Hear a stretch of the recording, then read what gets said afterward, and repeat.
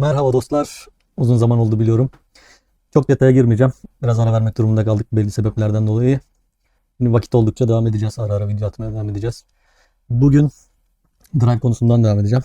Şöyle yapacağız. Drive konusunu zaten bir giriş yapmıştık. Motion Control temelinde. Ama Drive'ın iyice alt seviye konularını bitirip ondan sonra biraz daha detaylara gireceğiz. Ona paralel olarak bugün de V20 ile ilgili bir uygulama örneğimiz olacak. Burada bir adet V20 cihazımız var. Bu V20 cihazımızı bugün nasıl bağlanırız, nasıl parametrelendiririz, Modbus artı üzerinden nasıl haberleşiriz ve birden fazla cihazı yine Modbus artıdan hızlı bir şekilde nasıl haberleştirmesini S7200, S7500 CPU'larla yaparız. Bugün ondan bahsedeceğiz. Örnek bir blok yapacağız tabii günün sonunda ama öncesinde temel parametre ayarları, Modbus'tan haberleşme, daha sonra PLC üzerinden haberleşme. Önce Modbus Polo'la yapacağız, sonra PLC'den yapacağız. Sonra da dinamik olarak drive sayısını artırıp azaltabileceğimiz bir blok yazacağız. Bu blokta da temel bir blok olacak. Bir fonksiyon bloğu yazacağız. Kolaylıkla taşıyabileceğiniz, kopyalayıp başka yerlere çoğaltabileceğiniz ve içerisinde ihtiyaç duydukça örneğin 3 drive varsa 3 tane blok çağıracağız. 5 drive gerekiyorsa 5 tane blok çağıracağız. Sadece giriş çıkışlarını bağlayacağız. Modbus'la ilgili hiçbir şey yapmayacağız. Sadece bu ayarları bir kere yapacağız. Bloğun içerisinde. Ana bloğun. Ama motorları çoğaltırken, drive'ları çoğaltırken sadece tek bir parametre, birkaç parametre ayarlamamız yeterli olacak. Yani güzel bir blok yazacağız. Hızlı da haberleşeceğiz. Genelde bu V20'lerle ilgili gelen geri bildirimler hani Modbus'un yavaş olduğu, özellikle çok sayıda cihaz olduğunda daha da yavaşladığı konusunda. Buna ben de katılıyorum ama biraz da tabii program mantığıyla da alakalı bir şey. Yani orada kurduğunuz kurgu da önemli. Biraz onlara bakacağız. Biraz püf noktalardan bahsedeceğim. Aslında oldukça verimli çalıştırabileceğiz. Yani birden fazla drive'la hızlı bir şekilde okuma yazma, start stop yapabileceğiz. Ama baştan belirteyim. Çok hızlı uygulamak için uygun değil. Yani siz bir motion control yapıyorsanız veya bir örneğin paketleme makinesi gibi çok hızlı dur kalk yapılan işler için çok da ideal değil. Ama basit konveyörleri eş zamanlı olarak hız yazma, referans hızı yazma, açma, kapama gibi işlevleri çok rahatlıkla yerine getirebiliriz. Velhasıl sözü daha fazla uzatmadan hemen konuya geçelim. Şimdi Sinamix V20 bütçe dostu alt seviye bir sürücü serisi. G120'lere kıyasla biraz daha fiyat performans ürünü ama oldukça ideal, güzel bir ürün. Basit işler için çok aşırı teknoloji gerektirmeyen, özellikle fan pompa konveyör gibi uygulamalarda en alt seviye ürünümüz.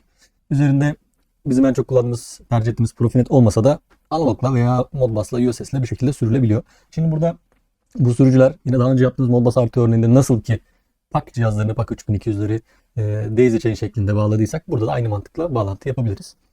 Bağlantı yaparken de buna uygun olarak Modbus Artu'nun gerektirdiği bağlantı şeklini yapacağız. Şimdi burada kullanacağınız kart S7500'ün kendi RTU modülü olabilir. 1200 olabilir, ET100SP olabilir veya third party cihazlar da olabilir.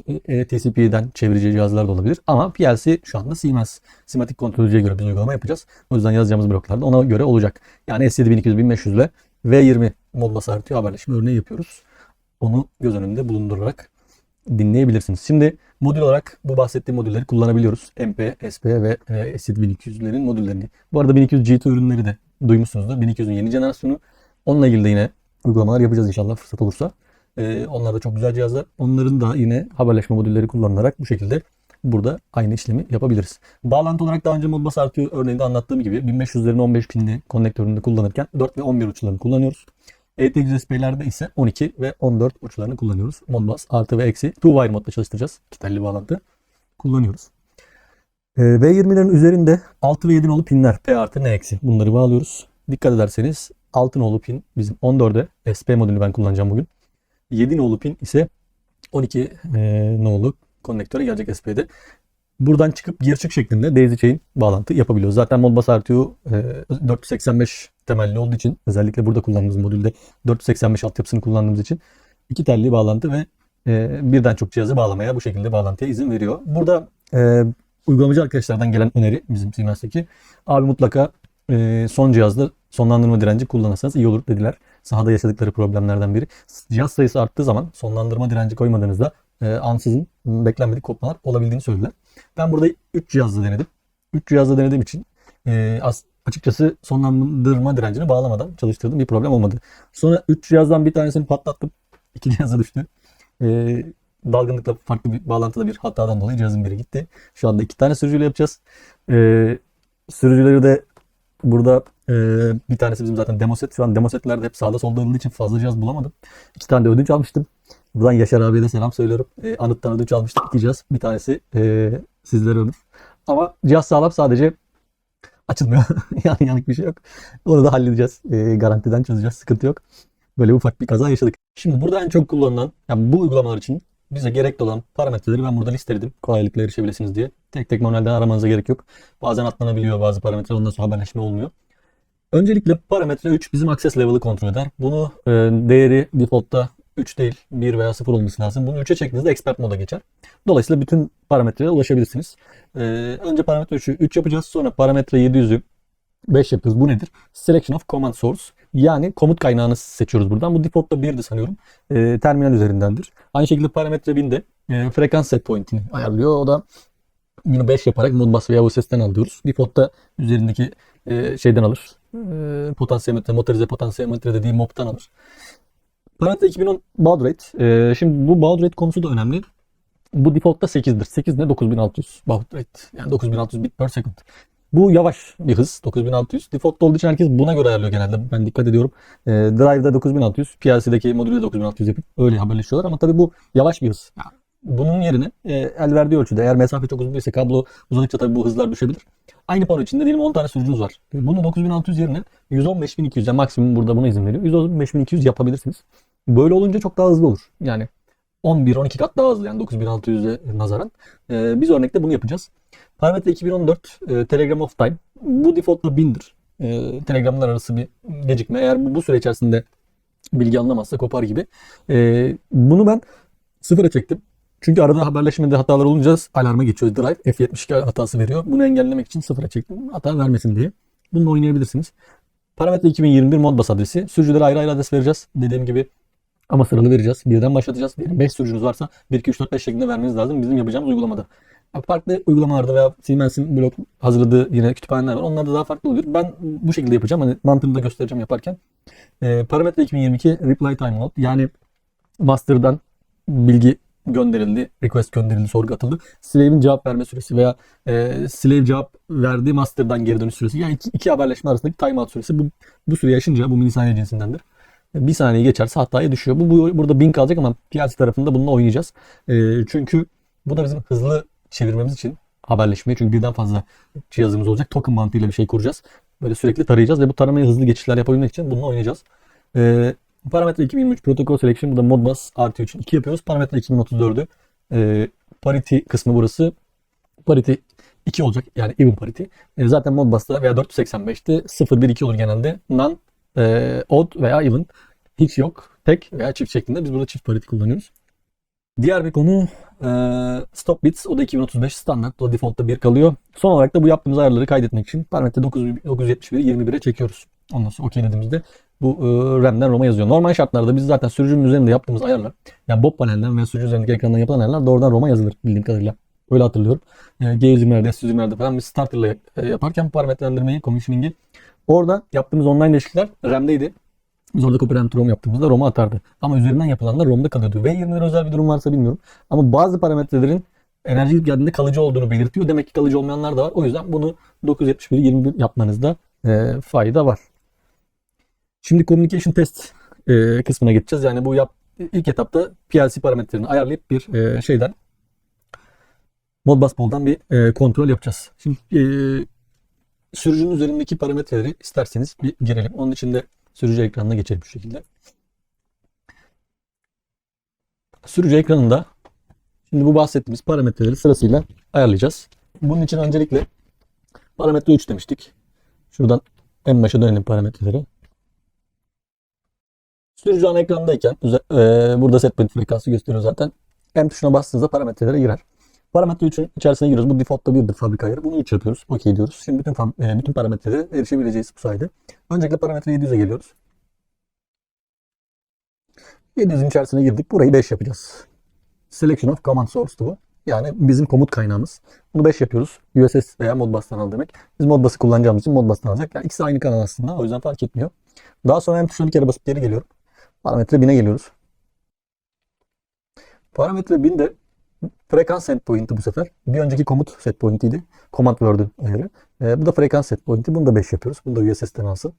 Geri geldim. Parametre 2010'a geleceğiz. Parametre 2010 bizim baud rate'imiz. Bunu default'ta 8'di. 12'ye çekiyor. Zaten daha yukarı çıkmıyor görüyorsunuz. 12. Yani 115.200 bit per second olarak ayarladık maksimumda. Daha sonra 2014'e geldik. Parametre 2014. Telegram off time. Bu default'ta 2000. Bunu sıfıra çekiyorum. Sıfır yaptım. Buradan da çıktık. 2021'e geliyorum. Parametre 2021. Modbus adres. Burası da önemli. Bu cihaza vereceğimiz adres, slave adresi. Burası 1 kalacak. Bir sonraki cihazımıza 2, 3 şeklinde vereceğiz. Bu arada burada yapacağım örneklerde bütün parametreler aynı olacak. Sadece bu kısmı değiştireceğiz sürücülerde. Adres kısmını. Gerisi aynı olacak. 2022 timeout. Modbus reply timeout. Burası sürücüde 1000 kalsın. PS tarafından biraz oynama yapacağız. 2023'e geldim. Bu da protokol selection. Default'ta 1'di. Bunu 2 yapıyoruz. Modbus RSS için. Modbus için 2 yapıyoruz. Pardon. 2034'e geçiyoruz. 23'ten 34'e geçiyoruz. 34'te parite kısmı event parite olacak. 2 yaptık. 35 stop bit zaten default'ta 1'dir bu. Bunları yaptıktan sonra artık parametre 971'e 21 yaparak 21'e çekip OK diyerek artık sürücüyü fabrika ayarlarına sürücüdeki ayarları ROM'a yazıyoruz. Fabrika ayarları değil. Düzeltiyorum. Copy RAM to ROM yapıyoruz. 971. OK. Bunu 21 yaptık. OK deyince bakın burada resetliyor. Yani yazıyor ROM'a ve bitirdi. Genelde sürücülerde eğer haberleşmeyle ilgili bir parametre değiştirdiyseniz bir kapatıp açmakta yarar var. Eğer sorun yaşarsanız. Şimdi tekrar şuraya dönelim. Bu ayarları yaptık. Bunları girdik. Test örneği yapacağız burada. Şimdi burada alıp vereceğimiz word'leri ben özetledim size. PLC'den sürücüye, sürücüden PLC'ye. İlk iki word'ümüz bizim kontrol ve set point. Yani bir command göndereceğiz ve set point göndereceğiz. Inverter'deki register adresimiz 99 ve 100. Modbus adresleri. Ve karşılığında status word'u 109'dan okuyacağız. Accuracy'de de 110'dan okuyacağız. Zaten burada access'ten görüyorsunuz okuma yazma yapılabiliyor. Read and write. Burada sadece okunabiliyor. Bu parametre üzerine yazarsanız hata alırsınız. Modbus'ta yazmaya çalışırsanız sürücü hata verir. Bu 4 tanesi bizim için yeterli olacak. Eğer bunların dışında siz bir şeyler okuyup yazmak istiyorsanız bu durumda sürücünün bir dokümanı var. Bu dokümanda bütün register adresleri görebiliyorsunuz. Onu da sizlere şöyle göstereyim. Şimdi burada bakarsanız bu sürücünün bir operating instruction diye bir manueli var. 125. sayfada bütün Modbus adresleri sıfırdan başlayarak sıralı olarak verilmiş.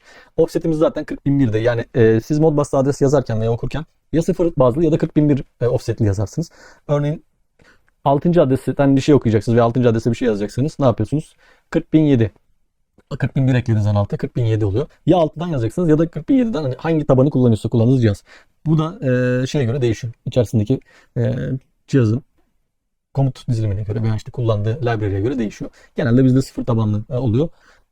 Burada dediğim gibi adresleri görebiliyorsunuz. Mesela örneğin rampa yazmak istediğinizde sürücüye 10 numaralı register'a yani 40.011'e bu kalkış rampası, acceleration veya duruş rampası, deceleration kısmına okuma yazma buradan yapabiliyorsunuz.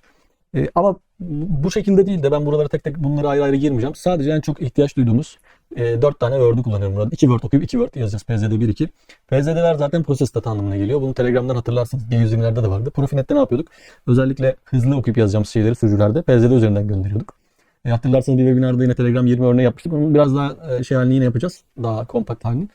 Akımı okuyorduk orada. Bazı müşterilerimiz normal Telegram 1'i kullanıp işte okuma yazma yaparken, hız set point gönderirken akımı okumak istediklerinde gidip işte Sinapara gibi parametreden okumaya çalışıyorlardı ve orada kopukluklar oluyordu. Bir geliyor, bir gelmiyor, güncel değer, yani düzgün gelmiyor gibi.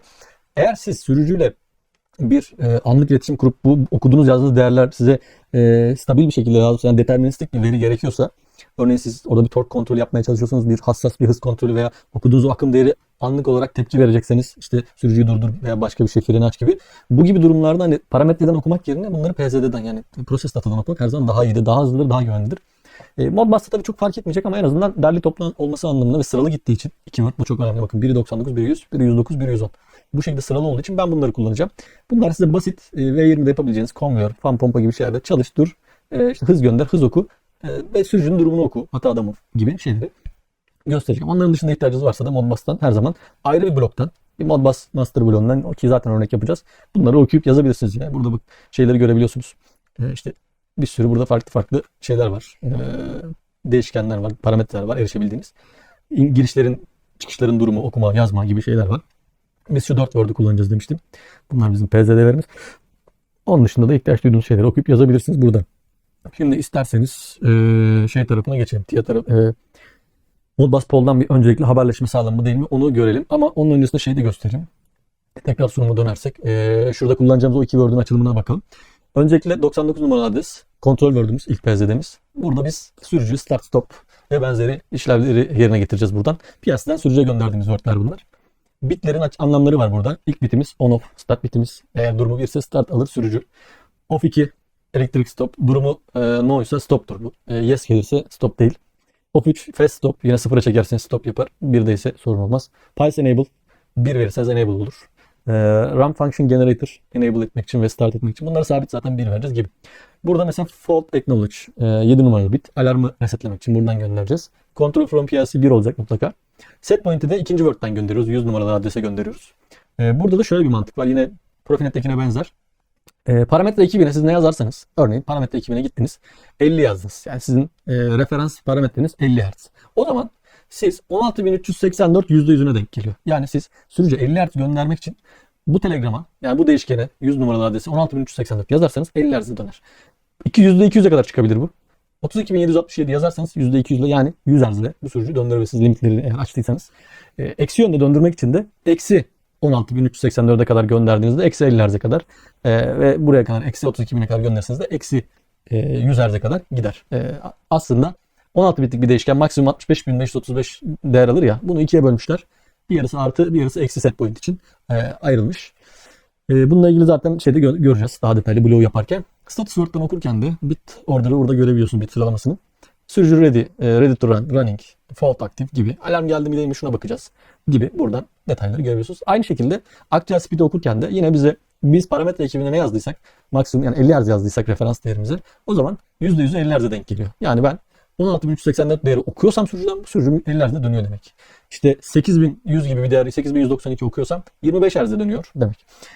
Şimdi bu kapsamda bir şeye bakalım. Dönelim bu tarafa.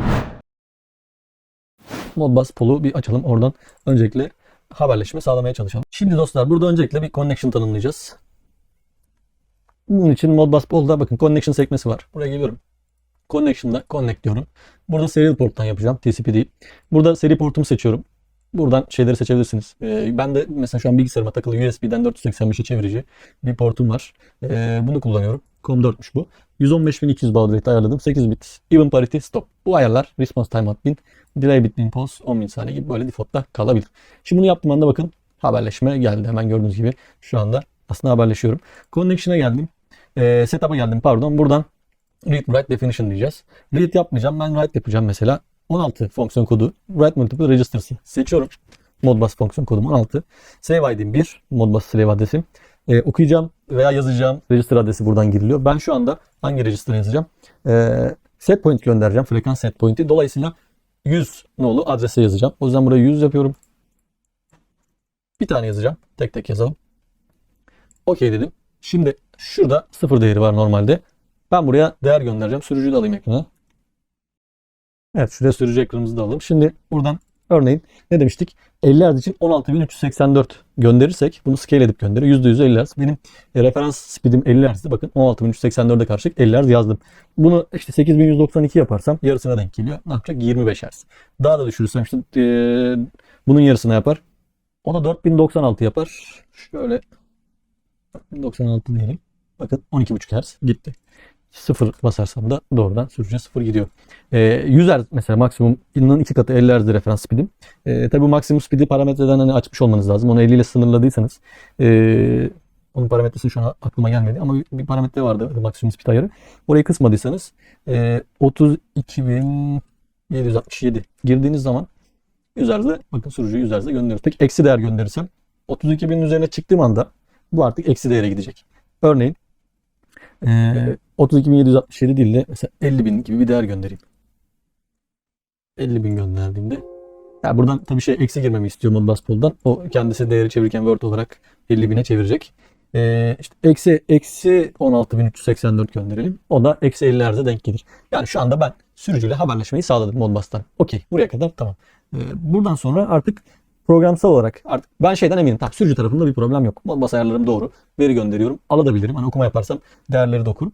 Zaten gönderebiliyorsam alıyorumdur da. Hatta şuradan gelip şeye bakarsanız display deyip communication tarafına gelirseniz buradan görürsünüz soruları ve cevapları. Şu anda sağlıklı bir haberleşme olduğunu görebiliyoruz. Dolayısıyla burada bir problemimiz yok. Şimdi şu tarafa geri döneyim. Siyah portal tarafına geldik. Burada ben yeni bir proje açtım. Cihazlarımı ekledim zaman kaybetmemek için. Her zamanki gibi. 1510 CPU'm var. Böyle network'e gelirsek. Bunların çoğunu kullanmıyoruz zaten. Şurada 1510 CPU'nun içerisine girdiğimizde bir tane P2P modülüm var. Bir tane de 4 çıkış modülüm varmış. P2P modülünde de modül parametrelerine bakalım. Interface kısmında. Burada half duplex seçili. Yine her zaman olduğu gibi. 485 2 wire half duplex seçiyoruz. Port configuration kısmı zaten default'ta böyle Freeport Modbus olacak. Burası önemli olan data transmission rate 115.200 even 8 bit stop bit 1 oluyor burada. Onun dışındaki diğer ayarlar çok şimdilik önemli değil. Bu temelde yapacağımız ayarlar bunlar. Şimdi gelelim buraya OB1'e. Bir tane FC oluşturalım OB1 içerisinde. Buraya bir tane FC ekliyorum. Admin block. Function nedir ne olacak? Buraya Modbus FC diyelim. Modbus bloğunu buradan çağıracağım. FC'leri de OB1 içerisinden çağıralım. Şimdi buraya Modbus bloğumuzu atacağız. Öncelikle neydi? Comload bloğumuz vardı. Comload Communication Processor P2P var. Modbus R2 var. Şuradaydı. Modbus R2, Modbus Comload. Bunu aldık. Şuraya atıyoruz FC1 içerisine. Bunun ismini Modbus Comload DB olarak böyle kalabilir. Değiştirmiyorum. Ondan sonra request enable'ı gelecek. Request kısmına first skin ekleyelim. Ondan sonra port kısmını biliyorsunuz zaten. Neydi bizim? Lokal. Şuraya da tıklarsak şuradan geliyor. Bakın. Burada P2P1 modülü var. Lokal CM P2P1. Bunu seçiyoruz. 257'ymiş. Burada baud rate'imiz 115-200 olarak giriyoruz. Parity burada even olacağı için 2 giriyorum. Zaten bu ayarları şeyde yaptık aslında modül üzerinde ama bu blok çağrıldığında modüle parametre attığı için burada yazdıklarımız override yapılabilir. Yani buradakiler geçerlidir. Response time şu an 2000 veya 1000 şeklinde girebiliriz. Çok önemli, sadece test edeceğiz. Şimdi bir tane Modbus DB master oluşturduktan sonra buraya ekleyeceğiz onu. Gelelim aşağıya. Şurada Modbus master ekleyeceğiz. Yine sağ taraftan Modbus master bloğunu atıyorum. Burada isim soruyor. Aynı kalabilir. Şimdilik. Daha sonra geldik bu bloğun detaylarını dolduracağız. Öncelikle register'ları okuyup yazacağımız bir data blok lazım. Bir de Modbus bitlerini kontrol edeceğimiz iki tane aslında data blok lazım. Şuraya gelelim, admin blok diyelim. Bir tane DB ekleyelim. Bunun ismi MB kontrol olsun. Data blok. Bu data bloğumuzun içerisinde neler var? Öncelikle tabii yükselen kenarlarda pardon. Öncelikle yükselen kenarlarda kullanmak için her zaman yaptığımız BDG dediğimiz değişkenlerimiz var. Bunları ekleyelim yükselen kenar için. BDG array 0'dan 15'e bul dedik. Daha sonra comload'dan buradan dan gelmeden bir şey yapmıyorduk hatırlarsanız. Her zaman lazım olan bir değişken bit. MB adres bu unsigned integer olacak.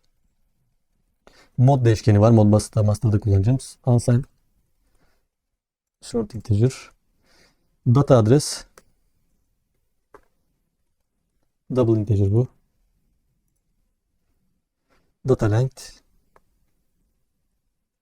int.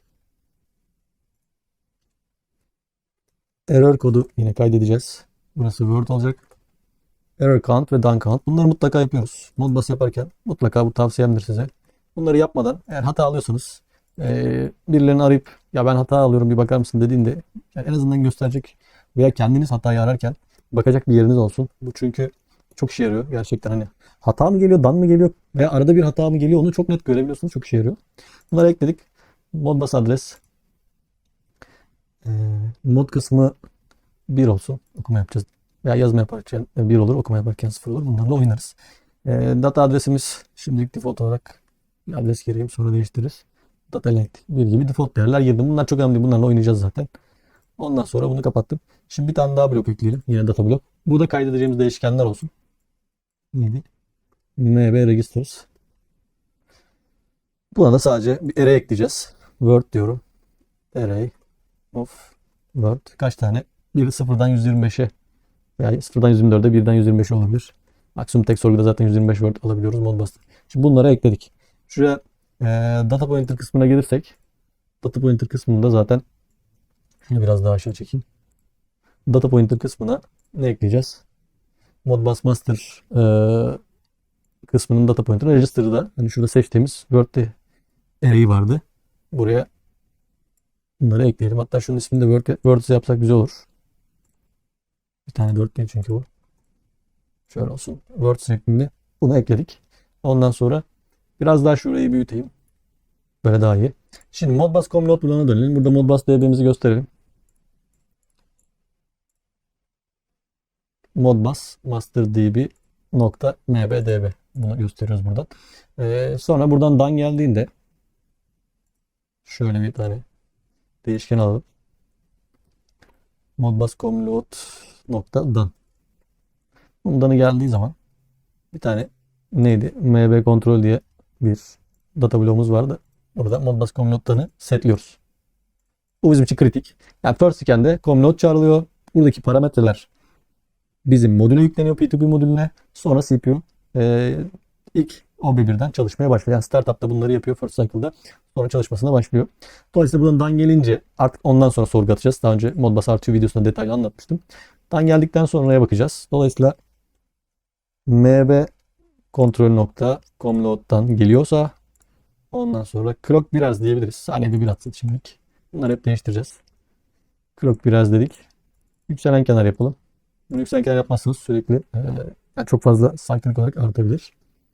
mb kontrol nokta tg 0 ilk biti kullandık. Bir de master busy gelmemesi lazım. Modbus master nokta busy'yi buraya ekliyoruz. Bu da önemli. Daha sonra buradaki değişkenleri hızlıca eklemek için Modbus kontrolü sol taraftan seçiyorum. Şuradan daha iyi görebilirsiniz. Şuradan sol taraftan adres kısmını aldım. Buraya atıyorum. Modu aldım. Data adres, data length şeklinde bunları ekledim.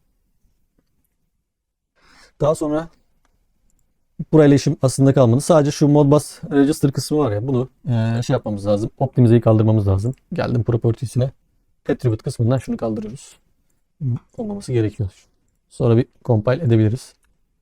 Compile'de problemimiz yok. Bunları yaptık. Şimdi devam edelim.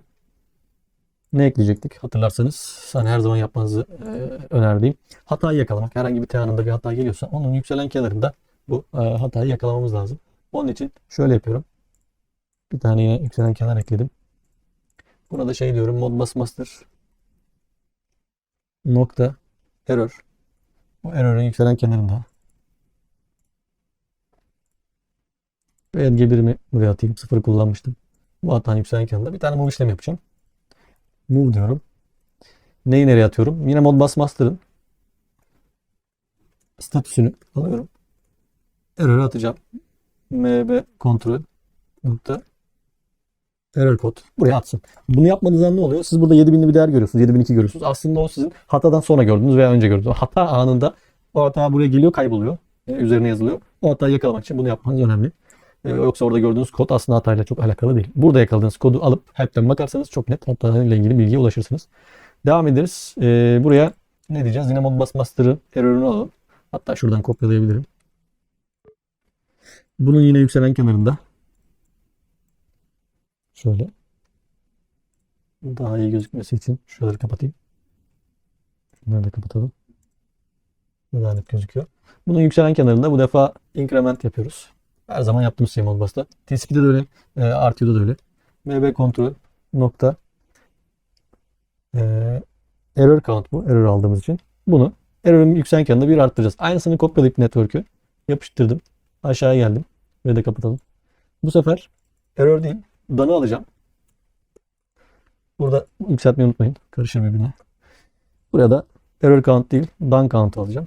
Burada da hatalarımızı göreceğiz. Bu şekilde yaptıktan sonra bir kaydedelim şöyle.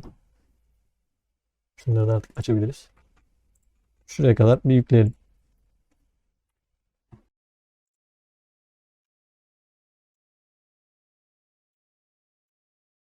Evet, yükleme tamamlandı. Şimdi şöyle bir online olalım. Command counter. Comload'dan gelmiş mi? Ona bir bakalım. Burada testing.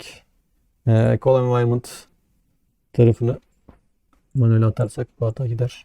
Şimdi dan gelmemiş. Ne yapıyoruz? PLC bir stop run yapalım. Çünkü first cycle'da çalışacak ya. Bunun da önüne geçmek için yapacağımız örnekte alternatif şeyler ekleyeceğiz. Çok güzel bir blok yazacağız. Şimdi bunları yaptık. Dan'ımız geldi. Modbus load dan'ımız geldi. Gelin bu tarafa. Clock pass geliyor. Şimdi Modbus adres slave'imiz 1. Mod 1. Mod 1 neydi? Mod 1 yazma olması lazım. Yani üzerine yazıyoruz. Peki. Bir word'lük değer yazacağız. Data adresi 40101. 40101 neydi? Sunumdan hatırlayalım. 40101'e şöyle bir göz atarsak hızlıca. Bakın 40101 bizim aslında invertördeki 100 nolu register'ımız, yani set point. Biz buradan okuma yazma yapabildiğimiz, yani yazacağız buraya. Buraya set point yazacağız sürücüye. Burası 40101 şeklinde de olabiliyor. Buraya direkt 100 de yazabiliyoruz şeye göre. Buradaki fonksiyon koduna göre. Bu değişebiliyor markadan markaya. Dolayısıyla biz dönersek bu tarafa 40101'e şimdilik deneyelim. Tabii şeyi unutmayalım.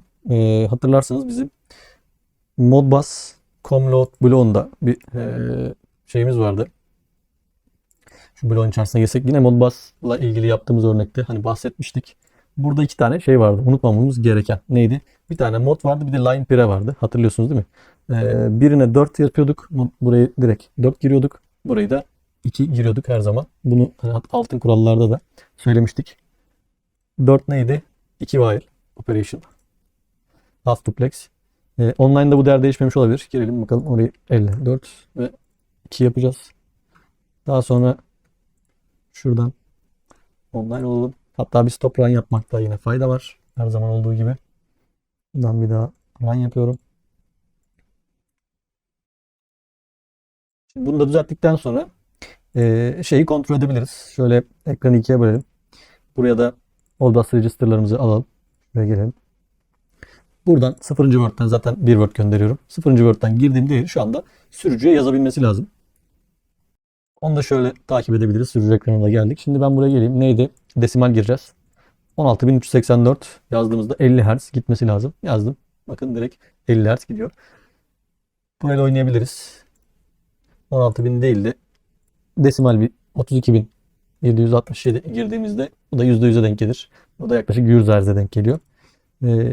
Farklı bir değer girelim. 4096 girelim. Gönderdim. Bakın değer değişiyor. 12.5 Hz'e döndü. 0 gönderdiğimizde 0 gidecek. Yine okuma yaparsak da aynı şekilde. Bu sefer Modbus modu değiştirdiğimiz zaman buradan şeyi görebiliriz. Yani kaldırayım. Burada modu bir değil de 0 yaparsak bu defa okuma yapacağız. Okuma için de adresi değiştirdiğimizde buradan okumamızı yapabiliriz. Şimdi burası da az önce nasıl ki hatırlarsanız şey yapmıştık. Bir önceki örnekte Modbus Pol üzerinden test etmiştik drive'ı. Şimdi de PLC'yi test ettik. Aslında PLC modülü ve yazdığımız kodu Modbus bloğumuz çalışıyor mu çalışmıyor mu? Şu anda her şey okey. PLC haberleşiyor. Drive haberleşiyor. Modbus bloğumuz çalışıyor. En azından üzerine yazabildik sürücünün. Yazabiliyorsak okumak daha da kolay. Şimdi bir sonraki adımda artık kendi bloğumuzu yazacağız. Tabii bu haliyle kullanamayız. Bu sadece test. Şimdi sahada bir motoru çalıştırma, durdurma, motorun anlık değerini okuma, yazma ve oradaki kontrol status word'lere erişme, onları kontrol etme, okuma gibi şeyleri ve birden fazla sürücüyü kontrol etmek için bir blok yapacağız. Onun için de şimdi buraya kadar yaptıklarımızı temizleyip yine sıfırdan bir şeye başlayalım yazmaya. Geliştireceğimiz bloğa şöyle kabaca bir bakarsak bir tane FB1 bloğu oluşturacağız. Bu bizim master bloğumuz olacak. Yani bütün oluşturacağımız kodlar, bloklar, programın geri kalanı bunun içerisinde olacak. Biz bu bloğu dilediğimiz projeye kopyala yapıştırla veya işte projeyi paylaşarak bu bloğu istediğimiz zaman istediğimiz yerde farklı uygulamalarda, projelerde kullanabileceğiz. Yani demek istediğim daha portable, taşınabilir, paylaşılabilir olacak. O yüzden gidip de bir OB1'in içerisinde veya FC'nin içerisinde değil de özellikle bir fonksiyon bırak içerisine yazıyorum ki bütün değişkenler, datalarda bir yerde olsun. Multi-instance olarak çağıracağız her şeyi. Tek bir bloğun içerisinde her şeyi saklayacağız. FB1'in altında ise FB2 isimli bir ikinci bir blok oluşturacağız. V20 kontrol diye. Bu bloksa ekleyeceğimiz her drive için bir tane bundan çağıracağız. Yani FB1 sadece bir tane olacak. Bunun içerisinde Modbus Comload ve R2 bloğu başında olacak. Ve devamında sekansimizi yazacağız. Orada döngüsel bir mantık kuracağız. Onun üzerine de bu bloklardan dilediğimiz kadar çağıracağız. Mantık olarak biz Modbus request göndereceğiz her bir drive'a. Okuyacağız veya yazacağız. Bu drive ile işimiz bitince diğerine geçeceğiz. Bununla işimiz bitince diğerine geçeceğiz. Ve bunu drive sayısı kadar yapacağız. Yani n tane drive varsa Zaten maksimum Modbus RTU'da çıkabileceğiniz rakam belli. Modül olarak da 32 tane cihaza kadar çıkıyor. O kadar da zorlamayacağız. Çünkü sayı arttıkça ciddi performans düşüşleri olacaktır. Hani 2-3 taneyle ben denedim, zaten problem olmuyor. Ama sizler de sahada test edersiniz. Burada önemli olan şu. Biz bu requestleri atarken belli bir döngüyle atacağız. Yani bir döngü counter'ımız olacak. Sequence counter. Bunu sırayla arttıracağız. 1, 2, 3, 4, 5, 6 diye. Bunun değeri 1 iken örnek veriyorum, İlk drive'dan okuma yapacağız. 2 iken ilk drive'a yazma yapacağız. 3 olduğunda ikinci drive'dan okuyacağız. 4 olduğunda ikinci drive'a yazacağız gibi. Bunu çok hızlı yapacağız. Normalde 1 saniyede veya 500 milisaniyede atılan sorgularla sırayla böyle arttırırlar ama bu çok uzuyor, çok yavaş oluyor. Biz bunu o kadar hızlı hale getireceğiz ki belki 10 tane sürücüyü 100 milisaniyede çevireceğiz veya 200, 500, hani bu değişebilir ama ben çok yüksek hızlarda yapabildim. Dolayısıyla bizim sahada birçok işimizi görecektir V20'li yapacağımız projelerde bize bayağı bir fayda sağlayacağını düşünüyorum. Şimdi şöyle TIA portala geçelim. Bloğumuzu oluşturmaya başlayalım. Admin blok dedim. Bir tane fonksiyon blok ekleyeceğiz. Bunun ismi de Synamics V20 Modbus RTU olsun. Bunu SCL ile yazmayacağım. Çünkü görsel olarak daha net anlaşılması için ilk etapta bunu ladder ile yazacağız. Daha sonraki bloklarda, yani sonraki uygulamalarda yine SCL ile yaparız ama burada bayağı bir lojik var. O yüzden görsel olarak takibi de kolay olması için bunu ladder ile yapacağız. Fonksiyon blok dedik. OK diyoruz. Bloğumuzu ekliyoruz arkadaşlar. Şimdi öncelikle interface kısmına gelelim. Girişlerimizi, çıkışlarımızı ekleyelim. Şimdi neler olacak? Bir kere Modbus RTU'yu kullanacağız. İçerisinde master bloğunu ve comload'u. Bununla ilgili parametreleri bağlamak için dışarıdan içeri alacağımız şeyler var. Bir kere first scan olacak. Bu tipinde. Portumuz olacak. Bunu hardware submodül olarak ekliyorum. Port numarasını buradan gireceğiz. Baud rate lazım. Büyük harfle yazayım. Bu unsigned double integer. Parity alacağız. Unsigned integer. Daha sonra response timeout alacağız.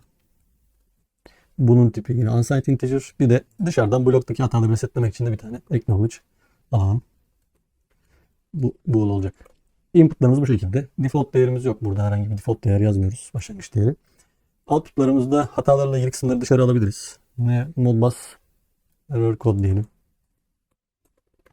Bunun tipi tahmin edeceğiniz üzere Word olacak. Daha sonra hatayı sayacaktık. Bunu da dışarıda görelim. Error count. Double integer yapalım. Milyonlarca hata gelebilir. Daha sonra done count'ı alalım. Bu da double integer olsun. Son olarak hata oluştuğu andaki sekans numarasını da alalım ki hangi adımda, hangi sürücüde olduğunu da bulalım. Çünkü sekans numarası sürücülerle alakalı olacak. Sequence number on error diyelim.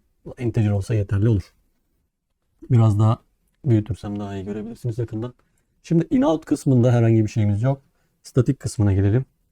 Statik kısmında kullanacağımız kalıcı, enerji girip geldiğinde istersek kalıcı yapabileceğimiz veya program içerisinde bloktan çıkıp girdiğinde silinmeyen kısımlar burası. Temp olmayan statik değişkenler. Burada acknowledge'ı yine lazım olabilir. İçeride kullanmak isteyebiliriz denemeler yaparken. Ekstra bir tane ekleyelim. Yükselen kenarlarda kullanacağımız yine array şeklinde muhtemelen 15 tane, 16 tane yeter yani 0'dan 15'e. Onun dışında Modbus comload bloğunu çağıracağız. Onun için de bunun instance'ı lazım olacak. Burada inst Modbus comload diyelim. Buraya da tip olarak Modbus com load diyelim. Zaten sistem tanıyor bunu. Burada sistem değişken olduğu için. Onun dışında neler ekleyebiliriz? Bir tane master kullanacağız. Sadece bir tane comload ve bir tane master kullanacağız. Drive sayımız 30 tane bile olsa döndüreceğimiz için tek bir blokla yapacağız. Master için de bir tane instance ekleyelim.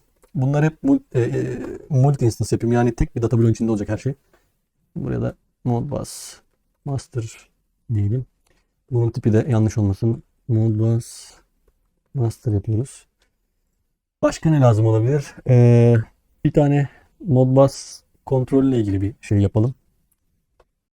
Hatırlayalım. Modbus master bloğumuzun içerisinde neler vardı? Enable, request, Modbus address, Modbus mod, data address, data line ve pointer, data pointer'ımız var. Çıkışlarda done, busy, error ve status gibi değişkenler var. Bunları içeride kullanabilmek için, bu bloğu çağırınca bunları giriş çıkışlarını bağlayabilmek için bir şey yapalım. İsterseniz bir tane struct yapalım. Bu struct'tan yararlanarak da değişkenleri kullanırız. Onun için şöyle diyelim. Modbus CTRL diyelim. Modbus kontrol olsun bu. Bunun tipine struct diyelim. Yapı. Bunun altında da yapıyı iyi bilir bazı arkadaşlar. Şimdi bunun altında da değişkenlerimiz neler olacak? MB adres unsigned int tipinde. Daha sonra mod diyelim. Bu da unsigned short integer. Daha sonra data adres. Data eddr. Bunu da double integer yapalım. Bir de data len. Bunlar şimdilik kullanabileceğimiz girişler olsun. Bu bloğun girişinde lazım olacak. Şurayı kapattım. Bunu da ekledik. Başka bir tane data buffer yapacağım. Data buffer yapacağım. Bu ne işe yarayacak? Bu da blokta, bunun tipinde yazayım. Array of word olsun. Böyle hani hatırlarsanız sunumda ilk başta bahsettiğim 2 word okuyup 2 word yazacaktık PZ'de. Bunu da Modbus Master bloğunun girişindeki o buffer kısmına koyacağız. Oradaki pointer kısmına. Ve biz burayı dinamik olarak burayla oynayacağız. Birinci sürücüye yazarken başka bir yerden alacağız. İkinci sürücüye yazarken başka bir yerden alacağız. Okurken de buradan alıp başka bir yere atacağız. Ya burası bizim akümülatör gibi olacak. Aynı. Veya RAM gibi düşünün. Burası bizim buffer'ımız. Bütün şeylerde, sürücüler için kullanacağımız bloklarda burası ortak olacak. Hepsi buraya erişecek. Ve buraya okuyup yazarken de dikkatli olmamız lazım. Üstüne yazar veya karışırsa yanlış sürücünün bilgileri yanlış yere gidebilir. Şimdi sequence number diye bir değişken oluşturayım. Hepsini baştan oluşturuyorum ki bir daha dönüp burada zaman harcamayalım. Normalde programı yazarken, hani ilk oturup başına yazarken tabii ki bunları bir anda düşünmüyoruz. Tek tek yazarken işte şöyle bir değişken olsun, bunu ekleyeyim diye gidiyor. Ama o şekilde çok uzun sürecek. Ben bunları zaten ilk size anlatmadan önce oturup kendim denediğim için bunları bir kere oluşturmuştum. Şimdi sizinle beraber yaparken hızlı tekrar oluşturuyorum. Programı yazmaya başlayıp böyle teker teker gidersem belki sizin için daha anlaşılır olur ama çok uzun sürer ve sürekli buraya dönmem gerekir. O da biraz yorucu olur.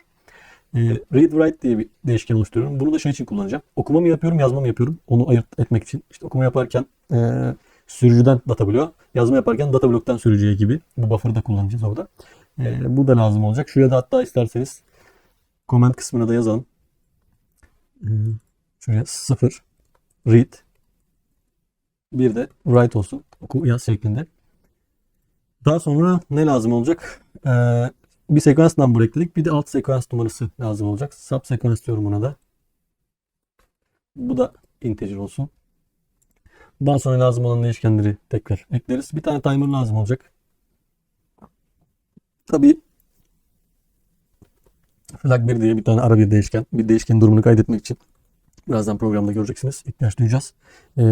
Sonra driver'ı oluşturduktan sonra driver'ı buraya yine ekleyeceğiz multi instance olarak. Ondan öncelikle bu tarafı bir halletmemiz lazım. Timer dedik. Buna timer 1 olsun. Bunun tipinde ton yapalım. Bakın buradan hızlıca ekleyebilirim. Ton dediğiniz zaman sistem zaten tanıyor. Bakın direkt timer tipinde. Bunu array gibi de yapabiliyorsunuz. Request clock pulse diye bir değişkenim var. Bunu da bool yapacağım. Ve timer 1 out diye de bir bit ekliyorum. Bu da birazdan göreceksiniz neden lazım olduğunu.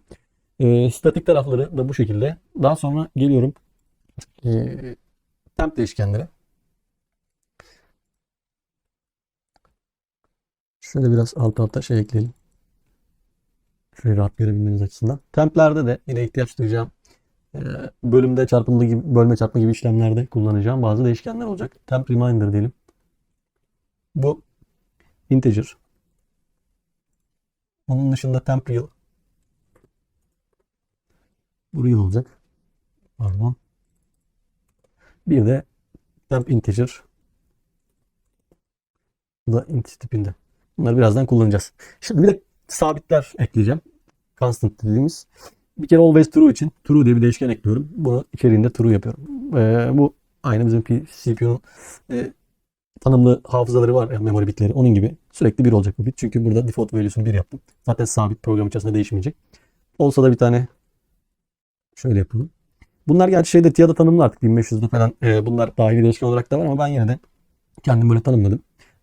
Onun dışında bir de drive adetiyle ilgili bir sabite ihtiyacım var. O da şöyle. Bunu kaç tane sürücünüz varsa mutlaka buraya girip değiştirmeniz lazım. Ama bir sürücüye karşı bir tane gibi değil, 2 ile çarpacağız bu değeri. Örneğin 4 sürücünüz varsa bu değer 8 olmalı. Bunun ismini de şöyle bir isimlendirme yaptım. 2 çarpı number, büyük harfle yazıyoruz sabitleri. Şöyle yapayım. 2 çarpı number of drives. Bu şekilde.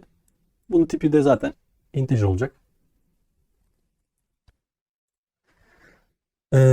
Şimdi benim iki tane sürücüm var burada. Dediğim gibi bir tanesi Jörtlediği için şu anda iki sürücüm var.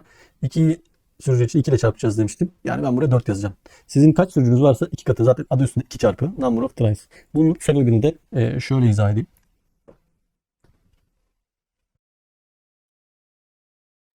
Şimdi neden 2 katı? Onu da şöyle göstereyim. Zaten sözde bahsettim. Hani biz bir sürücüden yazma işlemi için bir sekans, okuma işlemi için ise bir sekans kullanacağız. Dolayısıyla ne kadar sürücü varsa bunun çarpı 2 kadar bir pulse veya cycle geçecek. Yani her bir işlemi bir adımda yapacağımızı düşünün. Her bir haberleşme cycle'ında. Dolayısıyla örneğin sekans number'ı 1 iken ben birinci sürücüden, bir nolu sürücüden okuma yapacağım. Sonra sekans number'ımı 1 arttıracağım. 2 olduğunda ikinci sürücüden, ikinci sürücüye yazma yapacağım. İlk önce okuma yaptım. Sonra sekansı 1 arttırdım. Yazma yapıyorum. Bir daha arttırdım sekansı. 3 yaptım. Bu defa ikinci sürücüden okuma yapıyorum. Daha sonra 4 oldu. İkinci sürücüye yazma yapıyorum. 5 olduğunda üçüncü sürücüden okuma yapıyorum. Bir daha arttırdım. 6 olduğunda üçüncü sürücüye yazma yapıyorum. Yani en kadar sürücüm varsa en çarpı 2 kadar da sekans numaram olacak. Bunun biraz daha detaylı halini zaten programı detaylarını yazarken daha derinden inceleyeceğiz.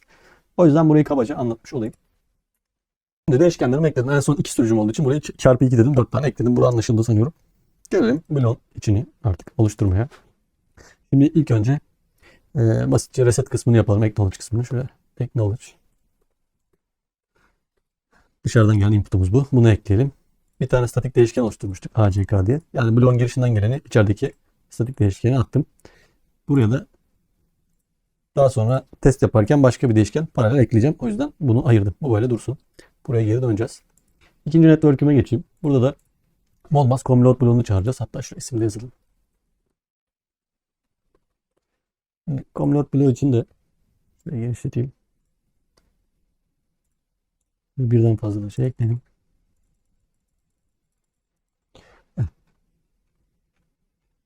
Geldim buraya.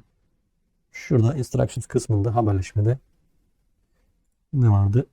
P2P Modbus'ın altında Comload vardı. Bunu aldık yine. Az önce örneğin başında göstermiştik zaten. Bu sefer multi instance yapacağız. Zaten Comload'umuz bizim vardı. O yüzden burada ismini yazabiliriz. Neydi? Inst Modbus Comload. Direkt bunu ekleyebiliriz. Biz şurada hatırlarsanız burada oluşturmuştuk instance'larımızı. Bir daha oluşturmaya gerek yok. Statiğin altında Comload. Bunu dışarıda bir data blok oluşturmaması için içeride yaptım ki ben bu FB'yi alıp paylaştığım zaman dışarıda bir şey kalmasın. Hepsi bunun içerisinde. Daha sonra enable tarafı zaten geliyor. First scan ile biz bunun request'ini çağıracağız. Şuraya first scan diyoruz. Bu first scan'de zaten bloğu çağırırken, bu FB1'i çağırırken girişine bizim clock pulse'lerin olduğu, o sistem bitlerin olduğu first scan bitini bağlayacağız. Port numarasına portu bağlıyorum. Input'lara verdiğim. Baud rate, baud diyorum. Bunlar hep değişkenler. Girişlerde oluşturduğum değişken yukarıda. Parity vardı hatırlarsanız. Buraları boş bırakıyorum. Response timeout'u kullanabilirim. Burayı da böyle yapayım. Daha sonra şurada Modbus master'ımı çağırırken bu db'yi de buraya ekleyeceğiz. Şimdilik kalsın. Şuraya hemen geliyorum. Bir tane yine Modbus Comload'un nesini. Modbus Comload'dan da bu artık alışkanlık olmuştur. Buradan dan gelince şeyi setliyoruz. Comload'dan diye bir değişkenimiz vardı. Bunu eklememiş miyiz? Bunu eklemeyi unutmuş olabiliriz. Şuraya geleceğiz. Statiğin altına şuraya bir yere ekleyelim. MB Comload'dan diye bir şey olsun. Bize lazım olacak her zaman. Böyle bool diyelim. Bunu da setleyeceğiz. MB Comload'dan. Şimdi böyle yaptık. Şimdi şöyle bir şey var. Bu Comload nasıl done oluyor? Bu nasıl setleniyor? Siz CPU'yu ilk start'a geçtiğinde, enerjisini ilk verdiğinizde veya stop run yaptığınızda first scan biti bir kez 1 oluyor. Ve tekrar sıfıra düşüyor. Buradan request geliyor ve haberleşme kurulup burada done diye çıkış veriyor.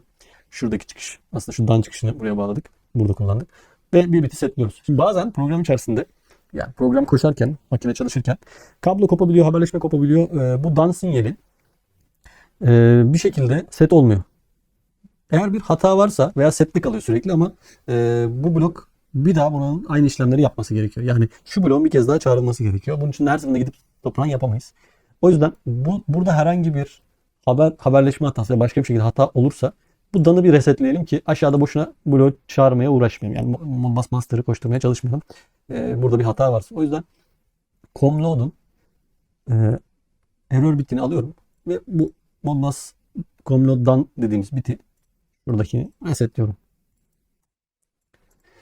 Bununla ilgili birkaç şey daha ekleyeceğim ve bunun faydasını şöyle göreceksiniz. Bir şekilde takıldığında program hata verdiğinde otomatik kendi resetleyecek. Haberleşmeyi her zaman kuracak. Yani sizin gidip bağlanıp sıfırlamaya veya PLC kapataç gibi şeyler yapmanıza gerek kalmayacak. Bu diğer Modbus uygulamalarınızda da yaparsınız, özellikle RTU'da. Burada sürücü olması şart değil. Herhangi bir haberleşmede bizim bu bloklarla ilgili bu yaptıklarımızı tekrar yapabilirsiniz. Şimdi eğer Comload'dan gelmiyorsa Modbus Modbus Comload'dan geliyordu. MB Comload'dan kullanmıştık. Şu bit set olmamışsa, yani gelmiyorsa, o zaman buradaki request'i ben belirli periyotlarla tekrar çağırmayı deneyeceğim.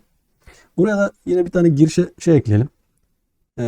Şuraya first scan'ın altına clock 1 Hz diyelim. Bir tane de bir bit daha ekleyelim. Clock 0.5 Hz olsun. 0.5 gibi düşünün. 2 tane bit ekledim input'a. Ve şuraya clock 0.5 Hz'i bağlıyorum. Ve bunu da getirip buraya request'e bağlıyorum. Yani şöyle düşünün. Siz herhangi bir anında PLC run'dayken bir şekilde buradan hata geldi. Comload bloğu hataya düştü. O zaman burada hata varsa bir kere bunu resetleyeceğiz. Hata geliyorsa, error geliyorsa bu danı resetleyecek. Ve eğer bu dan biti gelmiyorsa, reset olduysa, bu defa her yarım saniyede bir ben bu comload'u çağırıp tekrar kurmaya çalışıyorum. Yani aslında modülü ayağa kaldırmaya ve haberleşmeyi tekrar resetlemeye çalışıyorum. Bu çok güzel çalışıyor bu şekilde yaptığınızda. Bunu tavsiye ederim. Denersiniz. Devam edersek şurayı sonra bağlayacağız demiştim. Şimdi 3. network'e geldik. Burada bir clock pulse ile ilgili bir şey yapacağız. Ne yapacağız? Sekans yazacaktık ki o sekansı oluşturmak için gerekli clock pulse'i burada ayarlayacağız kendimiz. Şimdi true diye bir bit eklemiştik. Constant, hatırlarsanız. Onu ekliyorum. Bir tane timer ekleyeceğim. Don diyorum. Bunu yapmanın farklı yolları olabilir. Multi instance neydi bizim? Timer birimiz vardı. Onu çağıracağım. 100 milisaniyelik bir şey olsun. Şimdi bir tane daha bitimiz vardı. Timer 1 out diye hatırlarsınız. Bu bir tane bu bizim oluşturduğumuz. Herhangi bir yere şu an bağlı değil. Bunu bağlayacağız şimdi. Aşağıya geldim. Buraya bir tane bit ekliyorum. Yükselen kenar bu. Timer 1'in Q'sunu buraya alacağım. Timer 1 nokta Q'yu alıyorum. Tahmin edeceğiniz üzere. Burada şeyi bağlayacağız. Diye sıfırımızı bağlayalım. Bu timer'ın çıkışını buraya bağlamadım. Özellikle aşağıya bağladım ki araya bir değişken daha ekledim. Şu timer 1 out'u şuraya atıyorum. Araya bir değişken daha ekledim. Amacım şu. Timer 1 mesela 100 milisaniye burada enerji geldi timer'a. Saymaya başladı. 100 milisaniye sonra çıkış verecek. Çıkış verdiği anda aşağıda bir alt satırda yükselen kenarında timer 1 out dediğimiz biti 1 yapacak. Bu biti 1 yaptığında burayı hemen açmayacak timer 1 out. Çünkü bu burada bir oldu ama program böyle aşağı doğru devam ettiği için bir sonraki cycle'a kadar burada bir cycle'lık bana bir aslında pulse üretmiş olacak. Timer 1 out. Ben direkt timer'ın kendi output'unu kullansaydım burada şuranın önüne hiçbir zaman aşağıda o 1 olmayacaktı. Bunu denersiniz isterseniz. Timer 1'in kendi output'unu şuraya koyarsanız şuradaki timer 1.q'yu burada kapalı kontak kullanırsanız çok kararlı çalışmıyor. O yüzden araya bir tane bit ekliyorum. Aşağıda çektiriyorum onu. Ve bir sonraki cycle'da zaten bu bit 1 olduğu için buraya açacak. Bir daha 100 milisaniye. Yani bir clock pulse üretiyorum düzenli. 100 milisaniye. Şey diyebilirsiniz yani neden PLC'nin kendi clock işte 10 Hz'i kullanmadın? O da 100 milisaniye. Ben böyle yaptım ki istediğim gibi ayarlayabilirim. Belki 130 milisaniye yapacağım. Belki 150, belki 50. Bu süreyle oynayarak istediğim darbe genişliğinde pulse üretiyorum. Şimdi devam edecek olursak şuraya gelelim. Bir tane daha açık kontak ekliyoruz. Yine timer 1 out'u kullanacağım.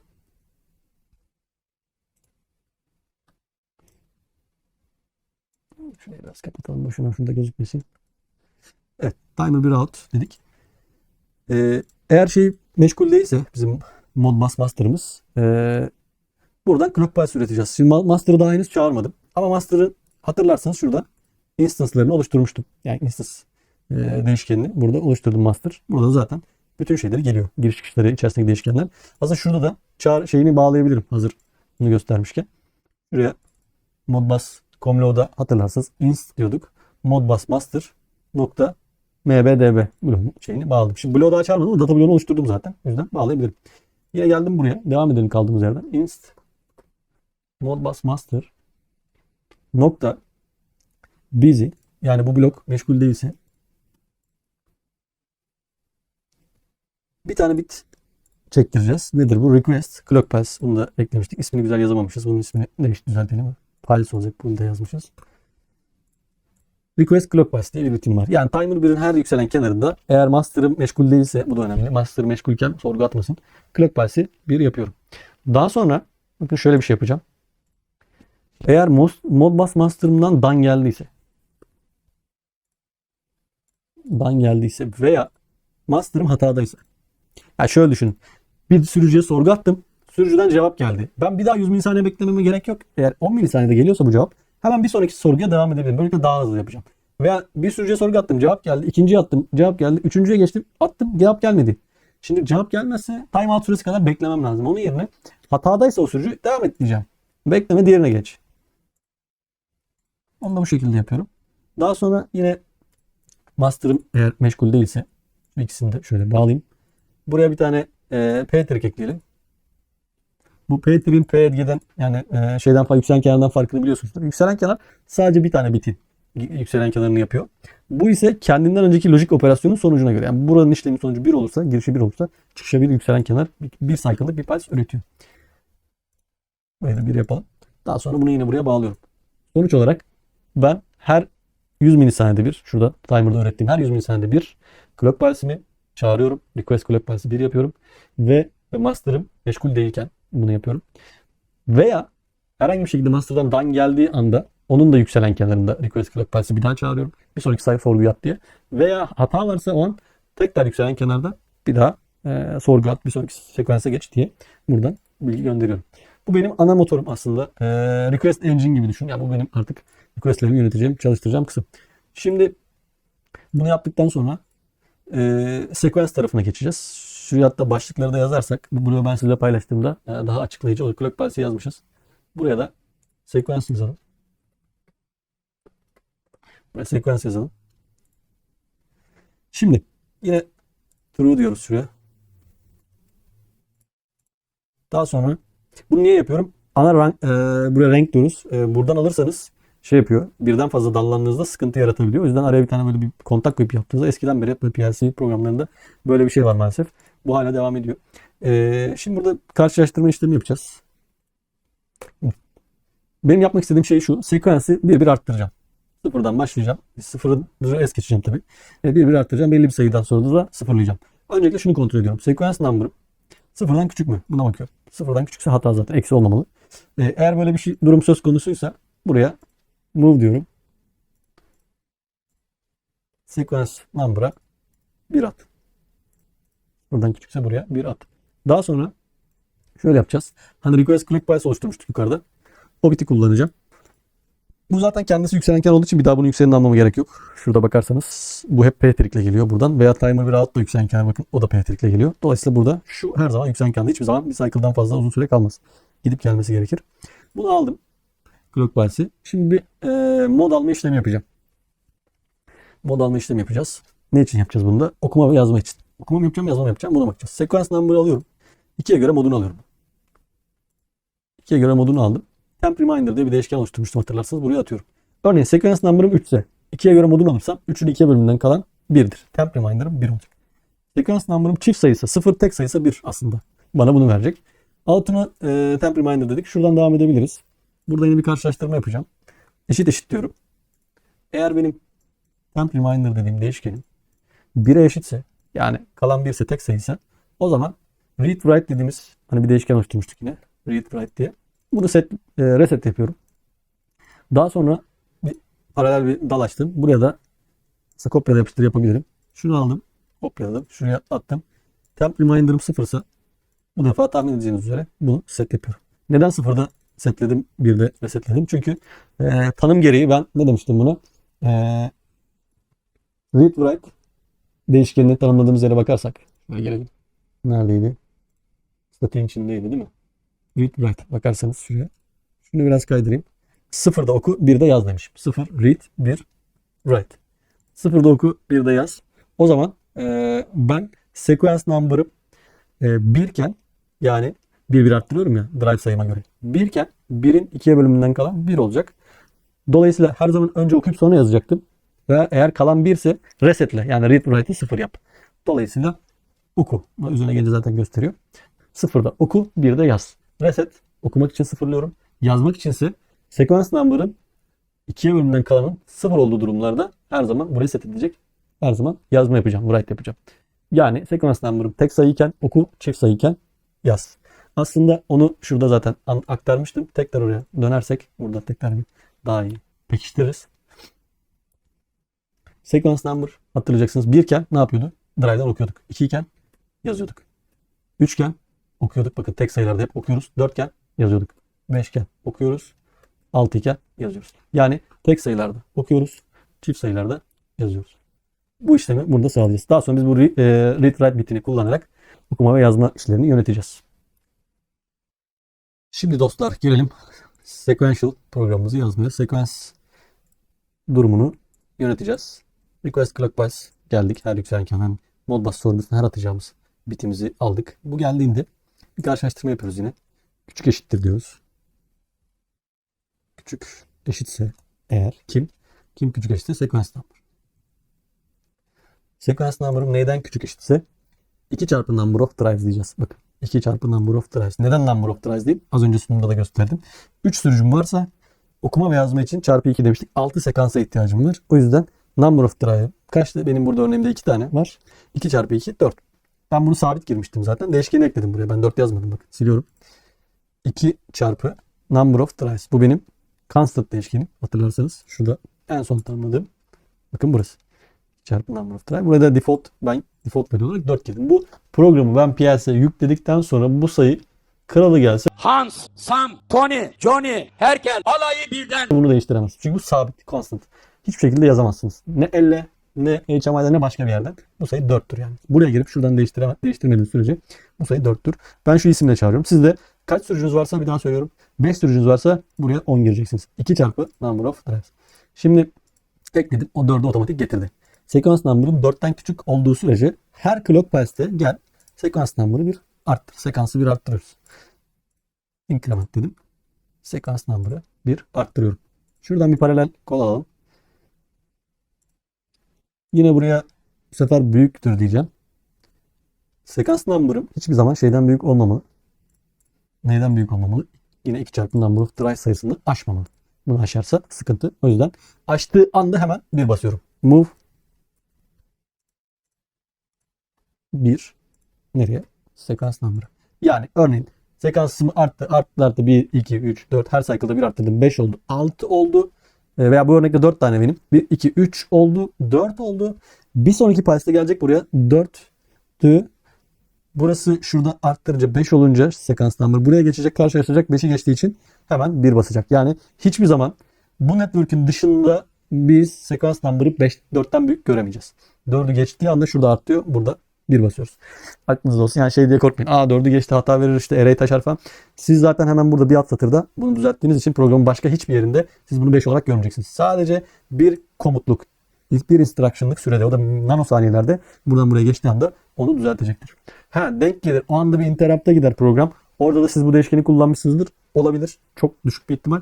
Ama zaten interrupt'lar falan varsa başka konular vardır orada. Buradaki değişken değil de safety olur, motion olur, başka şeyler vardır. Ama aklınızın bir köşesinde de o ihtimalde olsun. Şimdi burada bir atıyoruz. Dediğim gibi bu sayı geçtiği anda oraya bir atacağız. Diğer network'e gelip şuna isim yazalım. Gelelim diğer network'ümüze. 6'ya. Bu defa yine sekans number'dan aldığımız değerlerle bu sefer Modbus şeylerini okuma yazma ile ilgili değişkenleri atamalarını yapacağız. O yüzden buraya Modbus adres and ne diyelim adresle oynayacağız burada. Modla oynayacağız. Onlarla ilgili kısımları yapacağız. Geldim. Yine true ekliyorum bir tane. Buraya request clock pulse yine kullanacağım. Ondan sonra şimdi burada çok biraz tuhaf bir işlem yapacağız. Bunu da açıklamaya çalışayım. Peki. Şuraya dönecek olursak burada anlatmaya çalışayım. Aslında biraz önce biraz açıklamaya çalışmıştım. Şimdi drive sayımız 3 taneydi bu örnekte. Ama ne demiştik? Biz okuma için bir step yazma için bir step. Dolayısıyla 6 adımda biz çevrimi tamamlayacağız. Yani her bir işlem için bir cycle. Ve 6 clock pulse'de, request clock pulse'de bu 3 sürücünün hem okuma hem de yazma işlemlerini yapacaktık. Dolayısıyla şimdi bizim şurada gördüğümüz aslında sekans numaramız var. Sekans number dediğimiz. Şurada 3 olarak görüyorsunuz. Şimdi sekans number'ım 3 ise bu ne demek? Bakın şuraya bakarsak. Ben aslında ikinci sürücüden okuma yapacağım. Sürücüden okuma yapacağım. Okuma için bir kere neler yapmam lazım? Modbus adresimi 2 yapmam lazım. İkinci sürücüden okuyacağım için. Adresimi 2 yapmam lazım. Onun dışında ne yapmam lazım? Modumu 0 yapmam lazım. Modbus modu. Niye? Okuma yapacağım. Okuma 0. Adresim ne olacak? Sürücü adresim 2 olacak. Buna istinaden bir hesap yapmam lazım benim. Ben ne yapacağım? Bu 3 sayısını alacağım. Ve 2'ye böleceğim. Daha sonra bu 2'ye bölümünden kalan sayı ne? Örneğin burada baktığımızda 3'ün 2'ye bölümünden kalan 1. Ben bunu ilk tam sayıya yuvarlayacağım ki küsuratlı çıkmasın. Yukarıdaki tam sayı. Örneğin işlemin sonucu 0.5 çıkarsa yani 1.5 çıkacak burada real sayı olarak işlem yaptığımızda. Ben bunu bir yukarı yuvarladığım zaman 2 olmuş olacak. 3'ün 2'ye bölümünden 2'ye böldüğümüzde sonuç 1.5. Ben bunu yukarı yuvarlayacağım. 2 olacak. Burada aslında Modbus adresimi belirleyeceğim. Aynı şekilde diyelim ki sekans number'ım 5'ti. 5 olduğu zaman yine 3. sürücüden okuma yapacağım. 5'i 2'ye böldüğümde 2.5. Yukarı yuvarladığımda 3. Modbus adresime 3 yazacağım. 6'yı 2'ye böldüğümde zaten doğrudan sonuç 3. Bu şekilde otomatik olarak her bir sürücü için Modbus adresini dinamik olarak yazdıracağız. Şimdi bunun için tekrar buraya dönelim. Öncelikle çevirme işlemi yapacağız. Tabii bunun için bir tane konversiyon operatörü alıyoruz ve con yazdığımızda otomatikman gelecektir bu. Bunu kütüphaneden de sürükleyip bırakabilirsiniz yandaki instruction'lardan veya şurada empty box attığınızda bunun içerisinden seçebiliyorsunuz. Neyi neye çevireceğim? Ben öncelikle int'ten real'a çevirim yapacağım. Öncelikle int'ten real'a dedik. Neden? Sequence number'ım integer'dı. Sequence number'ı alıyorum. Bunu bir temp sayıya atacağım. Temp real'de bir değişkenim vardı zaten bloğun içerisinde. Buraya atıyorum. Daha sonra bu temp real değişkenini alıp 2'ye bölme işlemini burada yapacağım. Direkt hemen bölmedim bakın. Sequence number çünkü integer bir sayı. Integer bir sayıyı mesela 3'ü integer olarak 2'ye bölerseniz sonuç size 1 verir. 1.5 vermez. O yüzden önce ben bunu real'a çevireceğim. Real'a çevirdikten sonra bölme işlemini yapacağım. Temp real'ı aldım. 2'ye bölüyorum. 2.0 dedim. 2'ye bölüp sonucu tekrar temp real'a yazıyorum. Aynı değişkeni kullanabilirsiniz. Nasıl oluyor diye düşünmeyin. Çünkü program soldan sağa ve yukarıdan aşağı aktığı için bu değişken bizim için sadece bir ara bir değişken. Yani sürükle bırakla şu blokları birbirine bağlayamadığım için CFC'de olduğu gibi aslında sonucu alıp buraya taşıyorum. Daha sonra bu işlemin sonucunu alıp yine bunun üzerine yazıyorum. Çünkü buradaki değişkenin değeri ile buradaki farklı. Burada örneğin 3'tü. Burada 3'ü 2'ye böldüm. Burası 1.5 olacak. Temp real burada bir 3 iken burada 1.5 olacak. Bu şekilde aşağı doğru üzerine yaza yaza gidiyorum. Aşağıya geldiğimde şuraya bir tane paralel ağa. Yine bir sistem fonksiyonu kullanacağız. Sail diye. Bu yukarı en yakın yukarı tam sayıya yuvarlıyor. Temp real alacağım. Yine temp real'a kendisini atacağım. Yani sonuç 1.5 çıkarsa yukarı yuvarlayacak 2 yapacak. 3.5 çıkarsa 4 yapacak gibi. Bunu yukarı yuvarladım. Daha sonra yine konversiyon işlemi yapıyoruz burada. Yine temp real'ı aldım. Temp integer'ı atıyorum bu defa. Ne yaptım? Real'dan int'e döndüm. Yukarıda int'ten real'a dönmüştüm. Bölme işlemini yaptım. Yukarı yuvarladım. Şimdi tekrar integer'a döndüm. Daha sonra şuraya bir tane daha dal ekleyelim. Buraya da move diyeceğiz. Atama işlemini yapıyoruz. Bu temp integer'ı aldım. Bu defa bunu doğrudan artık hedefe yazıyoruz. Nereye? Modbus control nokta Modbus adres. Artık biz bütün sürücülerin Modbus adreslerini otomatik olarak burada assignment'ını yapıyoruz. Yani gidip her bir sürücü için ayrı ayrı blok eklememiz, ayrı ayrı Modbus master blok çağırmamıza gerek yok. Biz belirli frekanslarda, belirli cycle'larda otomatikman assign edeceğiz. Neye göre? Sequence number'a göre. Sequence number'ımız arttıkça her 2 seferde bir, 2 adım 2 adımda düşünün. 1'deyken sequence number'ım 1 iken benim Modbus adresime 1 yazacağım. 2 iken yine 1 yazacağım. Neden? 2'yi gittim 2'ye böldüm. 2'yi 2'ye böldüğümde sonuç 1 çıkar. 1'i yukarı yuvarlasanız da 1 çıkar. 1.1 olsaydı 2 olurdu sonuç ama tam sayı olarak 1 çıkacağı için 2'yi 2'ye böldüğümüzde yine burada 1 yazacak. Daha sonra bir de arttı bir sonraki sekanste. Bu sekans number'ım 3 oldu. 3'ü çevirdim real'a. 3.0 yaptım. 3.0'ı 2.0'a böldüm. 1.5 buldum. 1.5'i de burada sail diyerek yukarı yuvarladım. Ne oldu? 2 oldu. Bu defa integer'e çevirip buraya Modbus adresine 2 yazdırdım. Bu şekilde otomatik olarak bizim Modbus adresimizi sekans number'a göre belirliyoruz. Bu mantığı anladınız umuyorum. Neden 2-2 yaptım? Bu bölme işlemi neden yaptım? Çünkü eğer sadece ben yazma yapıyor olsaydım sürücülere veya sadece okuma yapıyor olsaydım sekans number'ımın her arttırdığımda Doğrudan sürücüye onu yazabilirdim. Modbus adresine. Örneğin sekans number'ın 1 iken git 1 nolu sürücüden oku. 2 iken git 2 nolu sürücüden oku gibi yapabilirdim. Ama ben 1 nolu sürücüden okuyorum. Sonra bir sonraki adımda 1 nolu sürücüye yazıyorum. O yüzden yarım yarım çıkıyorum basamakları gibi düşünebilirsiniz. Bu şekilde yaptıktan sonra şimdi okuma ve yazma durumuna göre de Modbus modlarını ve adreslerini de yine dinamik olarak belirleyelim. Yukarıda hatırlarsanız yukarı doğru gelirsek bir tane bit oluşturmuştuk. Bakın read ve write. Bunu neye göre yapmıştık? Sequence number'ın modunu almıştık. Sequence number 2'ye bölümünden kalan 1 ise burada resetliyorduk yani okuma yapacaktık. 2'ye bölümünden kalan 0 ise setliyorduk yani yazma yapacaktık. Dolayısıyla bu biti burada kullanarak Modbus bloğuna bilgi göndereceğim. Okuma mı yapacak, yazma mı yapacak? Onun modunu yazacağım. O yüzden buraya geliyorum. Bir tane kapalı kontak. Read write diyorum. Read write 0 ise yani okuma yapacaksam burada move diyoruz. 0. Nereye? Modbus kontrol. Yine bu bizim oluşturduğumuz data blokta hatırlayın. Yani bizim oluşturduğumuz structure değişkendi. Bunun moduna 0 atıyoruz. Daha sonra tekrardan bir move yapacağız hemen burada aynı yerde. Bir move işlemi daha yapıyoruz. Burada da adres atamasını da yapalım. 40.110. 40.110 neydi? 40.110 aslında 109 numaralı adrese geliyor. 109 numaralı adresi hatırlayalım. Bakın 109 numaralı adresimiz neydi? Status word.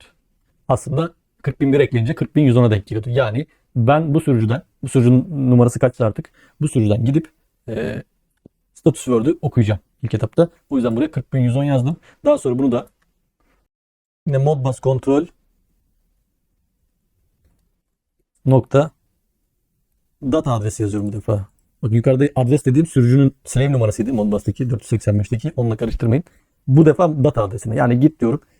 Burada 109 numaralı adresten yani üzerine 40.001 eklersek 40.110 olan register'dan oku. Bu okuduğum değeri de daha sonra alıp status word'u parçalayıp bit bloğun çıkışına yazacağız. Şimdi buraya geldim. Bu sefer read write'ın açığını kullanıyorum. Yani 1 olduğu durumda burası 1 olduğunda geleceğim buraya. Modbus moda 1 atacağız. Bu defa yazma yapacağız Modbus master bloğuna. Bu yazma işlemini yaparken de yine şunu kopyalayayım. Şuraya atıyorum. Buraya da adres olarak 40.100 yazacağız. Bu da neydi 40.100? Bizim aslında kontrol word'ümüzdü. Hatırlarsınız. Buraya bakacak olursak kontrol word'ümüzdü. Peki neden sadece bir word yazdık buraya? Aslında dikkat ederseniz bir tanesi yazdığımız alanın ilk adresi. Zaten 2 word yazacağımız için 40.100 ve 101'i kapsayacak. Ben 100'ü başlangıç adresi olarak gösteriyorum. Orada şey gibi düşünün. Pointer gibi düşünün. Burayı point edecek. Master bloğu buradan itibaren 2 word gidip karşıya yazacak. Okurken de 40.110'dan oku 2 word oku diyeceğim. 110 ve 111'i zaten alacak. O yüzden bir tanesini belirtmem yeterli. Yani kısacası burada read write biti 0 iken okuma yapacağım. Okuma yapacağım için Modbus master bloğuna moduna 0 yazıyorum. Help'ine girip baktığınızda zaten mod 0 ise okuma yaptığını biliyorduk Modbus'ta. Okuma yapacağımı söylüyorum ve adres başlangıcı diyorum ki 40.110'dan git 2 word oku diyeceğiz. Bloğun girişine zaten word sayısını 2 gireceğiz. O hep sabit olacak. 1 olduğunda ise read write biti bu defa burada Modbus master bloğunun moduna 1 atıyorum. Yani yazma yapacağımı söylüyorum. Ve 40.100'den başla 2 tane register'a yaz diyeceğim. 40.100 ve 101'in üzerine o data buffer'daki bilgileri atacağız. Adım adım gidiyoruz. Oralara geldikçe daha net göreceksiniz.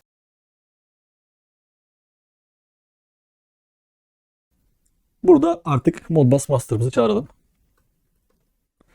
Onun için de şuraya bir blok ekleyeceğiz. Nereden ekliyorduk? Instruction'dan. Hatırlarsınız şuradan daha geniş açıdan bakalım. Communication. CP'nin altında Modbus RTU ve Modbus master aldım. Buraya atıyorum. Bunu bakın burada single instance'da bırakıp otomatikman hemen OK dersek bu gidip buraya bir tane blok atacak, data blok. Ben bunu istemiyorum. Her şey bu FB1'in içerisinde olup bitsin istiyorum. Daha önce bahsettiğim gibi multi instance seçiyoruz. Instance olarak da isim ne vermiştik? Zaten daha önce eklediğimiz değişkenler vardı. Burada Modbus master'ı seçebilirsiniz. OK dediğim zaman bu gidip şuradaki bizim statikteki daha önce eklediğimiz Modbus master adres alanına burayı kullanacak.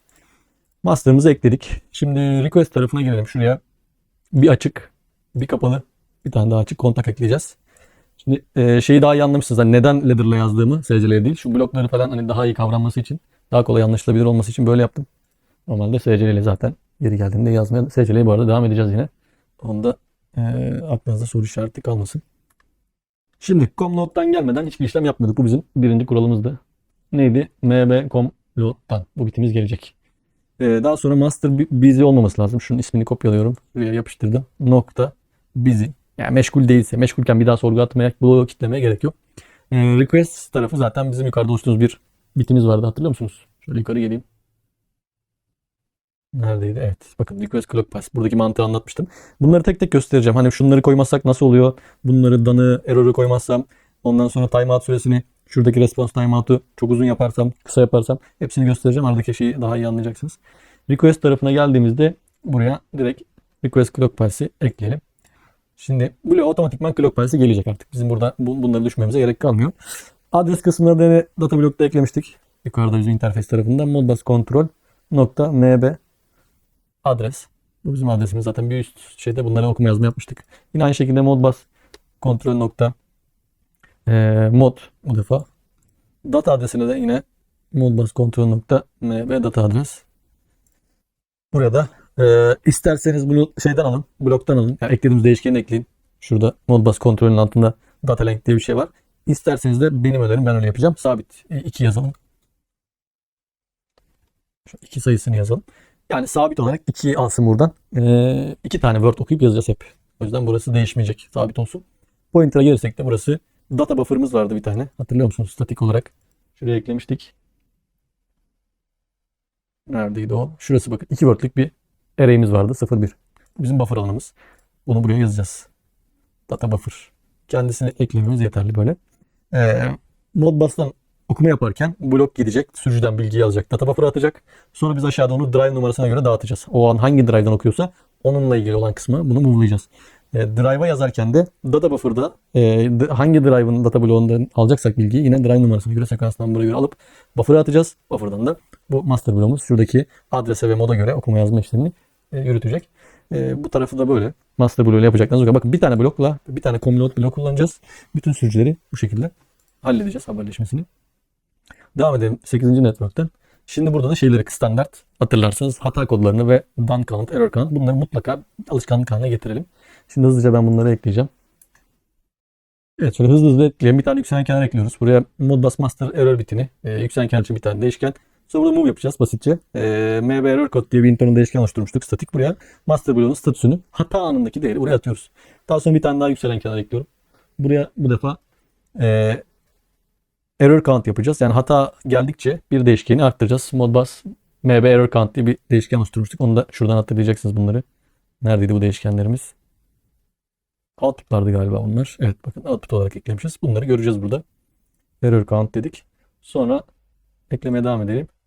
Buraya da bir tane altına yine bir move yapıyoruz. Burada da hata geldiği anda o anki sekans numarasını yine output'a yazdırıyorum ki ben hangi sürücüde hata oluşmuş onu göreyim. Yani bir hata geliyor ama okuma yazma yapıyorum, evet, bir yerde hata geliyor ama belki 5 sürücüm var. Belki sadece bir tanesiyle alakalı bu hata.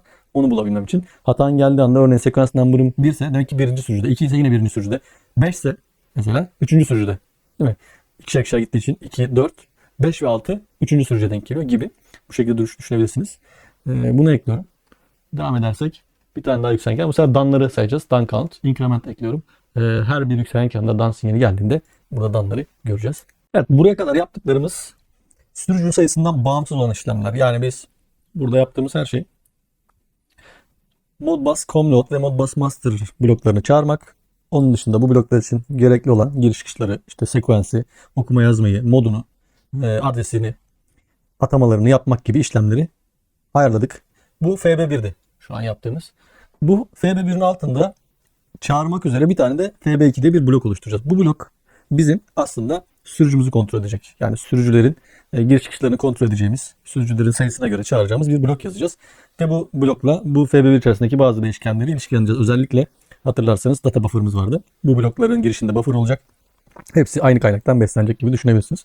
Şimdi isterseniz onu da oluşturalım. Ladder'da bir fonksiyon blok oluşturacağız. Bunun ismini de Dynamics V20 kontrol diyelim. Bu şekilde ekleyelim. Şimdi bu bloğun da giriş çıkışlarını hemen önden ayarlayalım. Çünkü dediğim gibi tek tek yazmak zahmetli ve yorucu oluyor. Hemen buradan giriş ve çıkış ve statik temp değişkenlerine ne kullanacağınızı ben bildiğim için baştan bir oluşturalım. Öncelikle bir drive number'ım olacak. Bu drive number şu anlama geliyor. Bu sürücünün modbus adresi gibi düşünün. Kaç numaralı drive bu? Bunu yazacaksınız bloğun girişine. 1 numara, 2, 3, 4 sıralı gidecek zaten. Sekans number'ım vardı FB1'in içerisindeki. Onu buraya bağlayacağım. Burada da lazım olacak. birbiriyle senkron çalışabilmesi için. Read write bitim vardı. O gelecek yine dışarıdan. Onun dışında Modbus Master Block done olduğu zaman bilgi lazım bana. Bunu alacağım ve bir sonraki adıma hızlıca geçmek için kullanacağım. Yine Modbus Master'da bir hata oluşursa onu da alacağım. Onun dışında ne kullanacağız? Target Speed diye bir bloğun girişi olacak. Buradan Speed Set Point'i buradan verebilirsiniz. Daha sonra Start diye bir bitim olacak. Bool şeklinde. Başka jog kullanmak isteyen, yani butonla sağa sola çevirmek isteyen motoru. Bunlar zaten asenkron motor biliyorsunuz. Bir jog right bir de jog left diye iki tane giriş yapacağız. Bloğun girişine iki tane bit bağlayacağız. İki inputumuz olacak. Direction olabilir. Bunu 1-0 yaparak. Bu arada set point'e eksi verirseniz yine eksi dönecek. Acknowledge diye de bir girişimiz olacak. Output'larda neler kullanacağız? Actual speed diye biz motorun o anki hızını yansıtacağız buraya. Bunu da tabii real olması lazım. Başka ready. Sürücü hazır mı değil mi? Bunların dışında da eklemek istedikleriniz olursa bloğu editleyebilirsiniz. Yani benim yaptığım haliyle kalmak zorunda değil. Ready to run. Bunlar hep sürücüden gelen sinyaller olacak. Running. Motor dönüyor mu dönmüyor mu? Hani sürücü koşuyor mu? Fault. Hata var mı yok mu? Off 2. Off 3. Bunları almak zorunda değilsiniz bloğun çıkışına. Hani göstermek istemiyorsanız. Ben sadece örnek olarak yapıyorum. Lazım olan kullanır. Inhibited. Bu da hani sürücü bekliyor gibi bir şey. Modbus error. Bunu da ben ekledim. Onu da göstereceğim nasıl yaptığımızı. Bir daha in-out kısmına gelip buraya data pointer ekleyeceğiz. Dışarıdakini buraya Modbus Master'a da eklemiştik ya. Bu iki tarafta bilgi alışverişi için kullanacağımız array. İki word'lük bir array'imiz olacak. Sonra geldik statik tarafa. Statik tarafta neler kullanacağız? Sadece 2-3 tane şey kullanacağız. Bir yükselen kenar her zaman olduğu gibi. Yine bizim artık alıştığımız standart array yapıyoruz. Nedir? 0'dan 15'e 2 byte'lık bir array yapalım, bir word'lük. Bunu yaptıktan sonra yükselen kenar için lazım olacak. Master done. Bu da bool olacak. Kendimiz oluşturacağız yükselen kenarı. Bir tane de master error diyelim. Bu da bool olacak. Temp'lerde biraz değişken kullanacağız. Şimdi burada yine biraz atraksiyonlar olacak, yani değişik afilli işlemler yapacağız. Onun için ilk başta değişken isimleri de biraz tuhaf gelebilir. Drive number 2x diye bir integer bir değişken tanımlıyorum. Temp bir değişken. Birazdan anlayacaksınız neden böyle yaptığımı. Drive number 2x eksi 1. Şöyle düşünün. Bir tanesi drive sayısının 2 katı.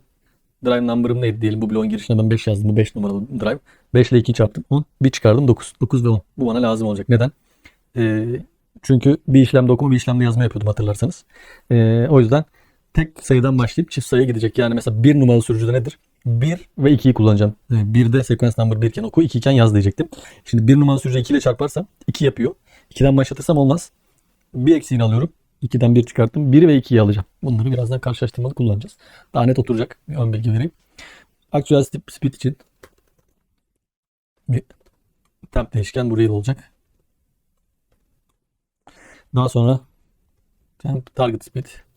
Burada hız hesaplamaları yapacağız. Aslında bunun benzerini de servo tarafında da yapacağız başka uygulamalarda. Zaten de webinarlarda falan yapmıştık. Temp ZSV dediğimiz buraya word diyelim. Bunlar status ve kontrol word'ler. Temp STV. Bu kontrol word, ZSV olan status word.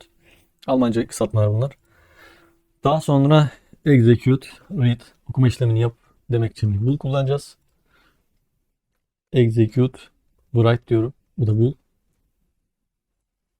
Temp jog write sağa dön. İşlem için, jog işlemi için bir tane temp değişken. Şurayı yanlış yazdım. Temp jog left. Bir de temp start. Bu kadar oluşturacağımız değişkenler bunlar. Şimdi program tarafına başlayalım. Şöyle kapatıyorum burayı. Network 1'e geldik. Şuraya birkaç tane network ekleyelim. Şimdi network 1'de şunu yapacağız basitçe. Hemen bir tane çarpma, bir tane de çıkarma işlemi. Az önce zaten açıklamaya çalıştım. Multiplex diyoruz. Multiplex'in drive number'ımı aldım. Drive number bana dışarıdan geliyordu input olarak. Bunu 2 ile çarpıyorum. Daha sonra bunu drive number 2x'e attım. Yani drive number çarpı 2 gibi düşün. Drive numaram kaçsa 2 katı şu değişken. 10 girersem 20 gibi. Burada da çıkarma yapıyorum. Sub işlemi. Subtraction. Burada da Drive number 2x'imi aldım bu defa. Şuradakini. Bundan 1 çıkartıyorum. Bunu da drive number 2x eksi 1 diye bir değişken var. Buraya attım. Şimdi burada okuma işlemi için mod 0 yani read okuma işlemi. Okumada ne yapacağız? Sürücüden PLC'ye doğru bir hamle yapacağız. Bu yönde işlem yapacağız. Onun için öncelikle şöyle başlayacağız bloğa her zaman. Drive number'a bir bakacağız. Drive number. Karşılaştırma komutunu yazmam lazım şöyle. Bir kere drive number şeyden sıfırdan farklı olmalı. Sıfır diye bir drive numarası kabul etmiyor. Aslında eksi de olmamalı. Yani büyüktür sıfırda diyebiliriz. Eksi hiçbir zaman olmayacaktır ama yine de garanti olsun. Şöyle büyüktür diyelim. Sıfır. Drive number'ın bir kere sıfırdan küçük olmayacak. Sıfıra eşit de olmayacak. Sıfırdan büyük olacak. Sonra buraya geldim. Read write. Bu kapalı kontak. Buradaki read write input bakın. Bloğun input'u. Dışarıdan gelecek bu bilgi. Daha sonra buraya eşit karşılaştırma işlemi yapıyorum. Drive number 2x. Sekans numarasında eşitse. Veya bunun bir alternatifi de olabilir. Yine bir işlem. Yine eşit karşılaştırma işlemi. Drive number 2x eksi 1. Yine sequence number'a eşitse. Bu durumda execute read yani sen okuma yapabilirsin demek. Burada ne yaptık aslında? Şöyle düşünelim. Örnek. Bu sürücümüzün numarası 2 olsun. 2 nolu sürücüden ben okuma ve yazma yapacağım. Girişimde şurada drive number bloğun girişine gidersek input'umda ne vardı? Drive number. Ben bunu elle gireceğim blokları çağırırken. Sen diyeceğim 2 nolu sürücüsün. Şimdi bakıyorum drive number'ım 2'de sıfırdan büyük mü? Büyük. Tamam buraya geldim. Read write bitim 0. Okuma yapacağım. Tamam. Drive number çarpı 2 neydi? 2 drive number'ım 2 ise bunun 2 katı 4 olacaktır. Yukarıdaki çarpma işleminin sonucuna göre. Şurada 2 ile 2 çarptım. Burası 4 olacaktır. 4'e bakıyorum. Ve drive number 2 ile çarptım 1 çıkardım. 2x eksi 1 3. Yani diyorum ki sürücü numaram 2 4 veya 3 ise 2 değil pardon. 2 ile çarpıyorum çünkü. 4 veya 3 ise o zaman bu sürücü için içinde bulunduğumuz sürücü için sürücü numarası 2 olan sürücü için okuma yapabilirsin. Neden sürücü numarası 2 olan sürücü için? Çünkü 2 olan sürücü step adımları hani bir arttırıyorduk ya sekans number'ı. Birinci ve ikinci sekansta 1 nolu sürücü için işlem yapacak. Bana 3. ve 4. sekanslar ayrılacak. 2 nolu drive'a 3. ve 4. sekanslar ayrılacak. O yüzden bu adımlarda okuma yap diyorum. Bunu zaten dinamik olarak yapacak artık. Ben buraya drive number'ı ne girersem ve bloktan 10 kere çağıracağım belki. Ama her bir bloğu farklı drive numarasıyla çağıracağım. Buraya ben drive number'ı 5 girersem 5 çarpı 2 10. 5 çarpı 2 eksi 1 9. 10. adımlarda ve 9. adımlarda bu işlemi yapacak. 5 numaralı sürücü için. Uygulamanın canlıya geçtiğimde de burayı daha da net oturacaktır diye düşünüyorum. Simülasyona aldığımızda yükleyip çalıştırdığımızda daha güzel anlaşılır. Şimdi status word'u okuyalım. Şöyle şey diyeyim. Read status word ZSW ZSW. Bu status word'umuz. Şimdi execute read geliyorsa yani bu execute read bu drive için okuma işlemi yap demek. İşte drive numarası neyse artık bu sürücünün. Bu bloğu koştur demek. Buraya bir tane yükselen kenar koyuyorum. Master'dan burada fetg 0 ekleyelim.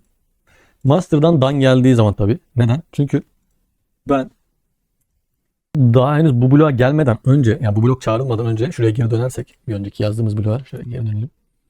Hatırlarsanız FB biraz önce oluşturmuştuk. FB1'de master'ım var. Bakın Modbus master. Sekans numaram yukarıdan aşağı doğru program aktığı için örneğin sekans number'ım 3 oldu. Yani sekans number 3 iken burada master ilgili sürücüde okuma işlemi için zaten okumayı başlatacak otomatikman. Çünkü şuraları biz doldurduk. Read write'ın durumuna baktık. Modbus modunu yazdık. Adresini yazdık. Buraya gittik. Drive'ın işte Modbus adres sürücünün numarasını yazdık. 3'ü aldık. 2'ye böldük. Bir üste çıkardık. Değil mi? 1.5'tan 2'ye yuvarladık. Git dedik. 2 nolu sürücüye okuma yap. Okumayı yaptı. Sonra ben aşağıda burada çağıracağım artık şeyleri. Bu birazdan oluşturduğum blokları ve bu bloğun içerisine geldiğinde Modbus master okumayı yaptıktan sonra ben artık okuduğum değerleri içeri atacağım. Çünkü bir önceki sürücünün veya bir sonraki sürücünün değerleri gelmesin bana. Anlık olarak en son aktif olarak hangi sürücüyü okuyorsam Modbus adresinden onu almak istiyorum. O yüzden böyle yaptım. Şimdi buraya move diyelim. O master bloğunun girişinde, Modbus master bloğunun girişinde data pointer'ım vardı. Onu zaten buraya bağlayacağım. Bu bloğun girişine de gelecek. Burada da data pointer eklemiştik hatırlıyorsunuz in-out'a. Oradan buraya gelecek zaten o bilgi Modbus master'dan. İlk word'u alacağım. İlk word neydi? Benim orada okuduğum status word'tü. Bunu alacağım. Temp ZSV. Geçici olarak buradaki bir status word'u atıyorum. Ve burada da bir yükselen kenar oluşturuyorum. RT master'dan. Yani master'dan geldi. Bu bir yükselen kenar bitti. Bunu birazdan kullanacağız. Eğer ben master bloğunda bu aşamada bu noktada hata alıyorsam okumayı yapamıyorsam ve bir hata alıyorsam o zaman buna diyorum ki master error. Bu master error biti de yine hatırlayalım. Input'tu. Bakın burada. Ve bu şeyden gelecek bana. Modbus master bloğundan gelecek.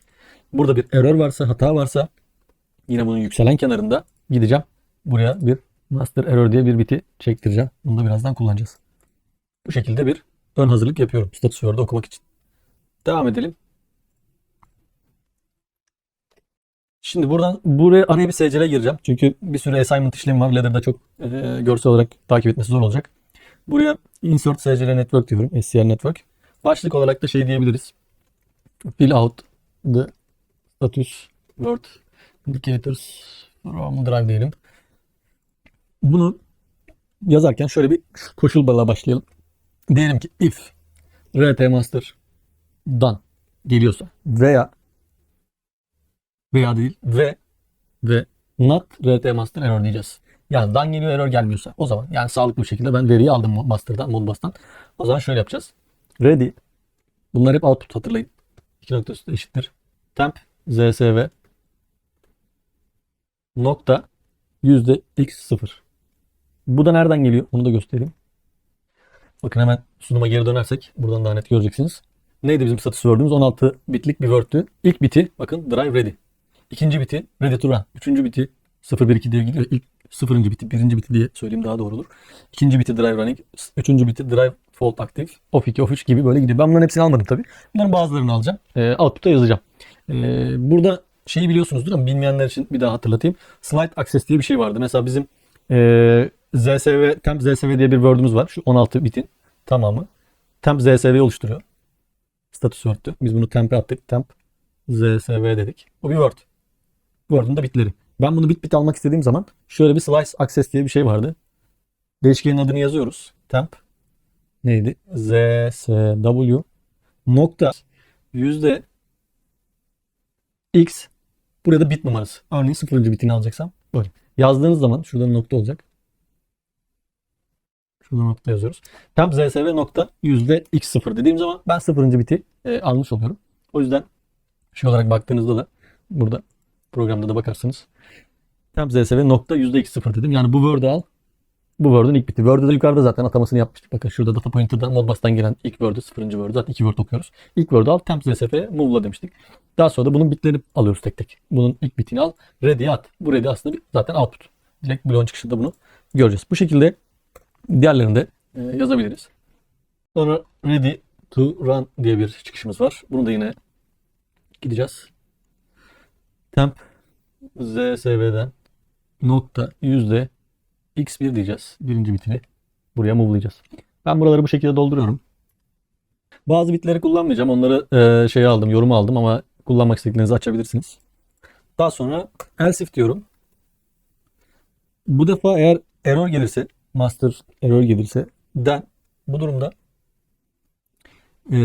hepsini false'a çekeceğim bu bitlerin. Sadece error turu yapacağım. Modbus error turu yapacağım. Yani ready falan hepsini otomatikman elle statik olarak şöyle false diyeceğim. Bütün hepsini böyle false'a çekeceğim. Son olarak da burayı and if diyerek bu şekilde bitiriyoruz. Burada atamaları yaptık. Yani okuduğumuz Word'den gelen değerleri bit bit move'ladık. Daha sonra bu şimdilik SCL kısmı, buradaki kısım bitiyor. Şurada fazla yazdıklarımızı, şöyle fazla enter'ladıklarımızı silebiliriz. Bunu araya girmiştik zaten. Şöyle toplayayım. Bu network böyle. Şimdi diğerinden devam edelim. Burada da actual speed okuyalım. Ya da şöyle bir başlık atalım. Read actual speed. Bunda HV diye görebilirsiniz. Yine Almancadan kısaltması. Yine şöyle yapacağız. Execute read geliyorsa daha sonra RT master'dan hani bir yükselen kenar oluşturmuştuk. Master'dan gelirse yukarıda diye. Burada bir conversion işlemi yapacağız. Çevirme. Neyden neye çeviriyoruz? Int to real diyeceğiz. Data pointer'dan aldığımız birinci biti bu sefer. Data pointer ptr niye gelmiyor? Şöyle bir yazayım, eline bakayım. Önce tip seçmemi istiyor. Integer diyelim. Data pointer bir, hani yukarıda hatırlarsanız ilkin 0.'yı almıştık. Bu bizim status word'ümüzdü. Şimdi actual speed'i okuyorum birinci word'den. Bunu geldim. Int'ten real'a çevireceğim. Real'a çevirmek için neydi? Temp actual speed. Burada oluşturmuştuk değişkenimizi. Sonra bir tane calculate bloğu kullanabiliriz hazır.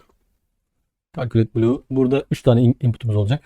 İlki temp actual speed'i buraya atacağız. Daha sonra burada şöyle bir işlem yapacağız. Onu da şöyle isterseniz izah edeyim. Hatırlarsanız sunumun başında şöyle demiştik. %100'ü yani bizim parametre ekibine yazdığımız referans değer neyse ben bunu %100 değerini 16384'e scale edilmiş olarak alırım Word'den. O okuduğumuz Word'den. Yani Telegram'dan. Örneğin burada parametre ekibine diyelim ki burada yazdığımız gibi 50 Hz. 50 Hz yazdık. O zaman %100'ü 50 Hz olacak. %200'ü ne olacak? 100 Hz olacak. Oransal bir skala olacak. Dolayısıyla ben bunu frekans cinsinden görmek istersem PLC programında böyle 16.000'li değer değil de 50 veya 100 gibi görmek istersem o zaman şu işlemi yapacağım. Burada gelen değeri, okuduğum değeri Telegram'daki 16.384'e bölüp 50 ile çarpacağım. Yani şurada okuduğum Word vardı ya, actual speed Word'ü. Ona ne demiştik? Data pointer data alt tere btr 1. Buradan okuduğum değeri bu bir Word'tü. Geldim ben bunu 16.384'e böldüm. Daha sonra bu değeri kaçla çarpıyorum? Şuradaki değerle parametre ekibine ne yazdıysam 50 yazdıysam 50 ile 100 yazdıysam 100 ile referans bölüğüm bu benim. 50 ile çarpıyorum. Data pointer'dan bana 16.384 geliyorsa ikisinin bölümü sonuç 1'dir. Ben 50 Hz görürüm. 32.000 geliyorsa bunu buna böldüğümde 2 yapar. 100 Hz görürüm. Ve bu aranda skala edilmiş şekilde görürüm. Bu bütün bizim sürücülerin böyledir mantık olarak. 16.000'e scale edilip genelde gönderilir. Bunları zaten başka şeylerde de konuşmuştuk, anlatmıştık biliyorsunuz. Dolayısıyla bununla ilgili şimdi işlem yapacağız. O yüzden şöyle yapıyoruz. Temp actual speed'i aldım. Ne yapıyorum? Bu bir girişe 16.384 yazıyorum. Buraya da 50 yazıyorum. Daha sonra output'a da actual speed olarak bunu alacağım. Arada bir işlem yapacağım. İşlemi de buraya kutunun içine yazıyorum. Nasıl yazıyorum ama gidip de buraya isim kullanmıyorum. Sembolik adres in1 in2 şeklinde yazıyorum. O yüzden bakıyorum burada. In1'de ne var? Actual speed'im var. Temp actual speed'im var. Dolayısıyla burada benim yapacağım işlem şu. Parantez kullanabilirim. In1'i al. Okuduğum değeri al. 16.384'e bölüyorduk hatırlarsınız. In2'ye böl. 16.384'e çarpı 50 Hz yani in3. Bunu in3 ile çarp diyorum. Bu şekilde yaptığım zaman scale ederek bana actual speed'i verecek. Bunu da yaptıktan sonra yazma tarafına okuma bitti artık. Okuma işlemlerinde hem bitleri status word okudum hem actual speed okudum. Çevirip attım. Şimdi yazmaya gelelim. Yazma için modumuz neydi? 1. Yazma 1 modunda yazma yapıyorduk. Buraya da writing diyelim. Şimdi yine aynı benzer mantıkla şöyle bir karşılaştırma yapıyorum. Yine drive number'ım büyük olacak. Şurada büyüktür işareti koyalım. Drive number'ım sıfırdan büyük olacak. Sıfırdan küçük veya eşit olmaması lazım. Bu defa read write geliyorsa, az önce read write gelmiyorsa yani read yapacakken şimdi write yapıyorum. Yine aynı şekilde yukarıda yaptığım işlemin aynısı. Eşit karşılaştırma. Drive number 2x sequence number'a eşitse veya yine burada eşit dedim. Drive number 2x eksi 1 sequence number'ıma eşitse iki durumda da iki adımda da ben burayı kullanacağım. Çünkü bu sürücü için bir okuma bir de yazma yaptığım durumdu. Buraya baktım. Execute write diye bir biti bu defa çektiriyorum. Bir öncekinde read yapmıştık. Şimdi write yapacağız. Daha sonra aşağı geliyorum. Şuraya yine bir SCR network ekleyeceğiz. Insert SCR network dedim. Bunu ekliyorum. Burada başlık olarak şey yazabiliriz. Hafiften şöyle yukarı alayım.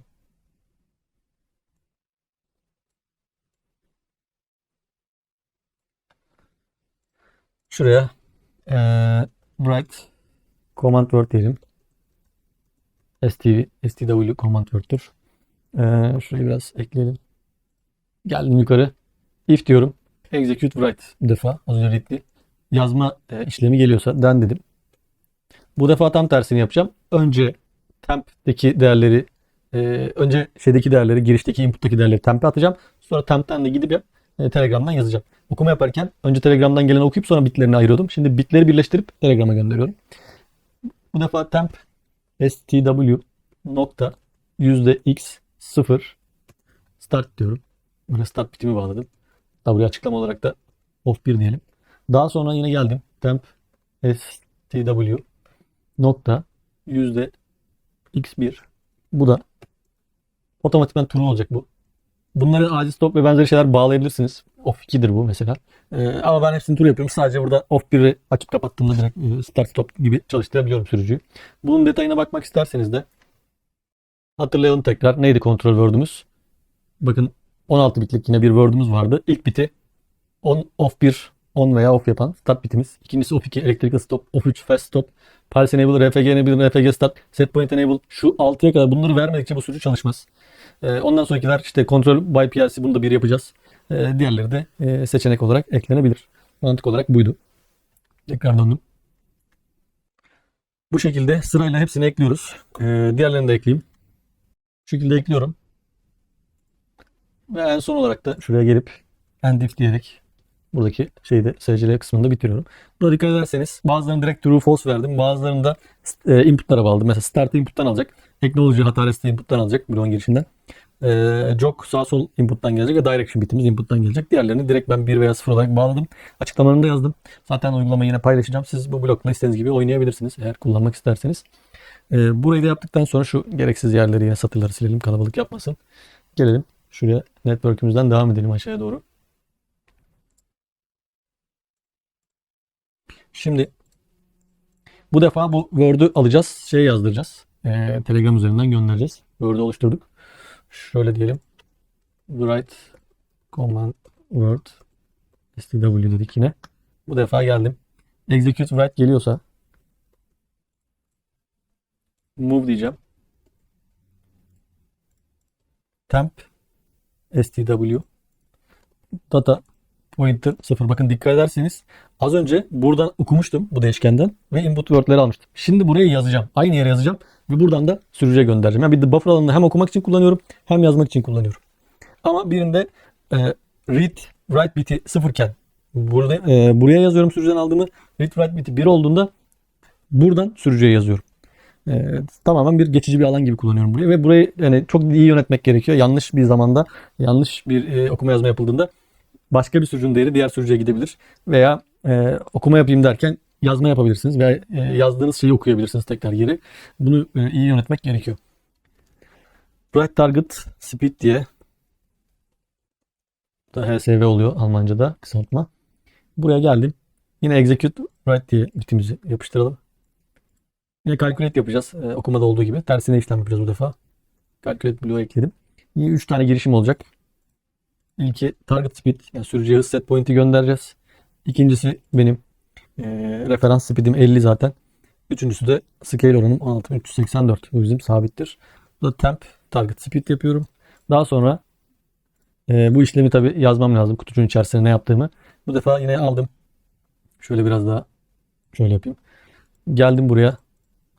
In 1'i in 2'ye bölüyorum.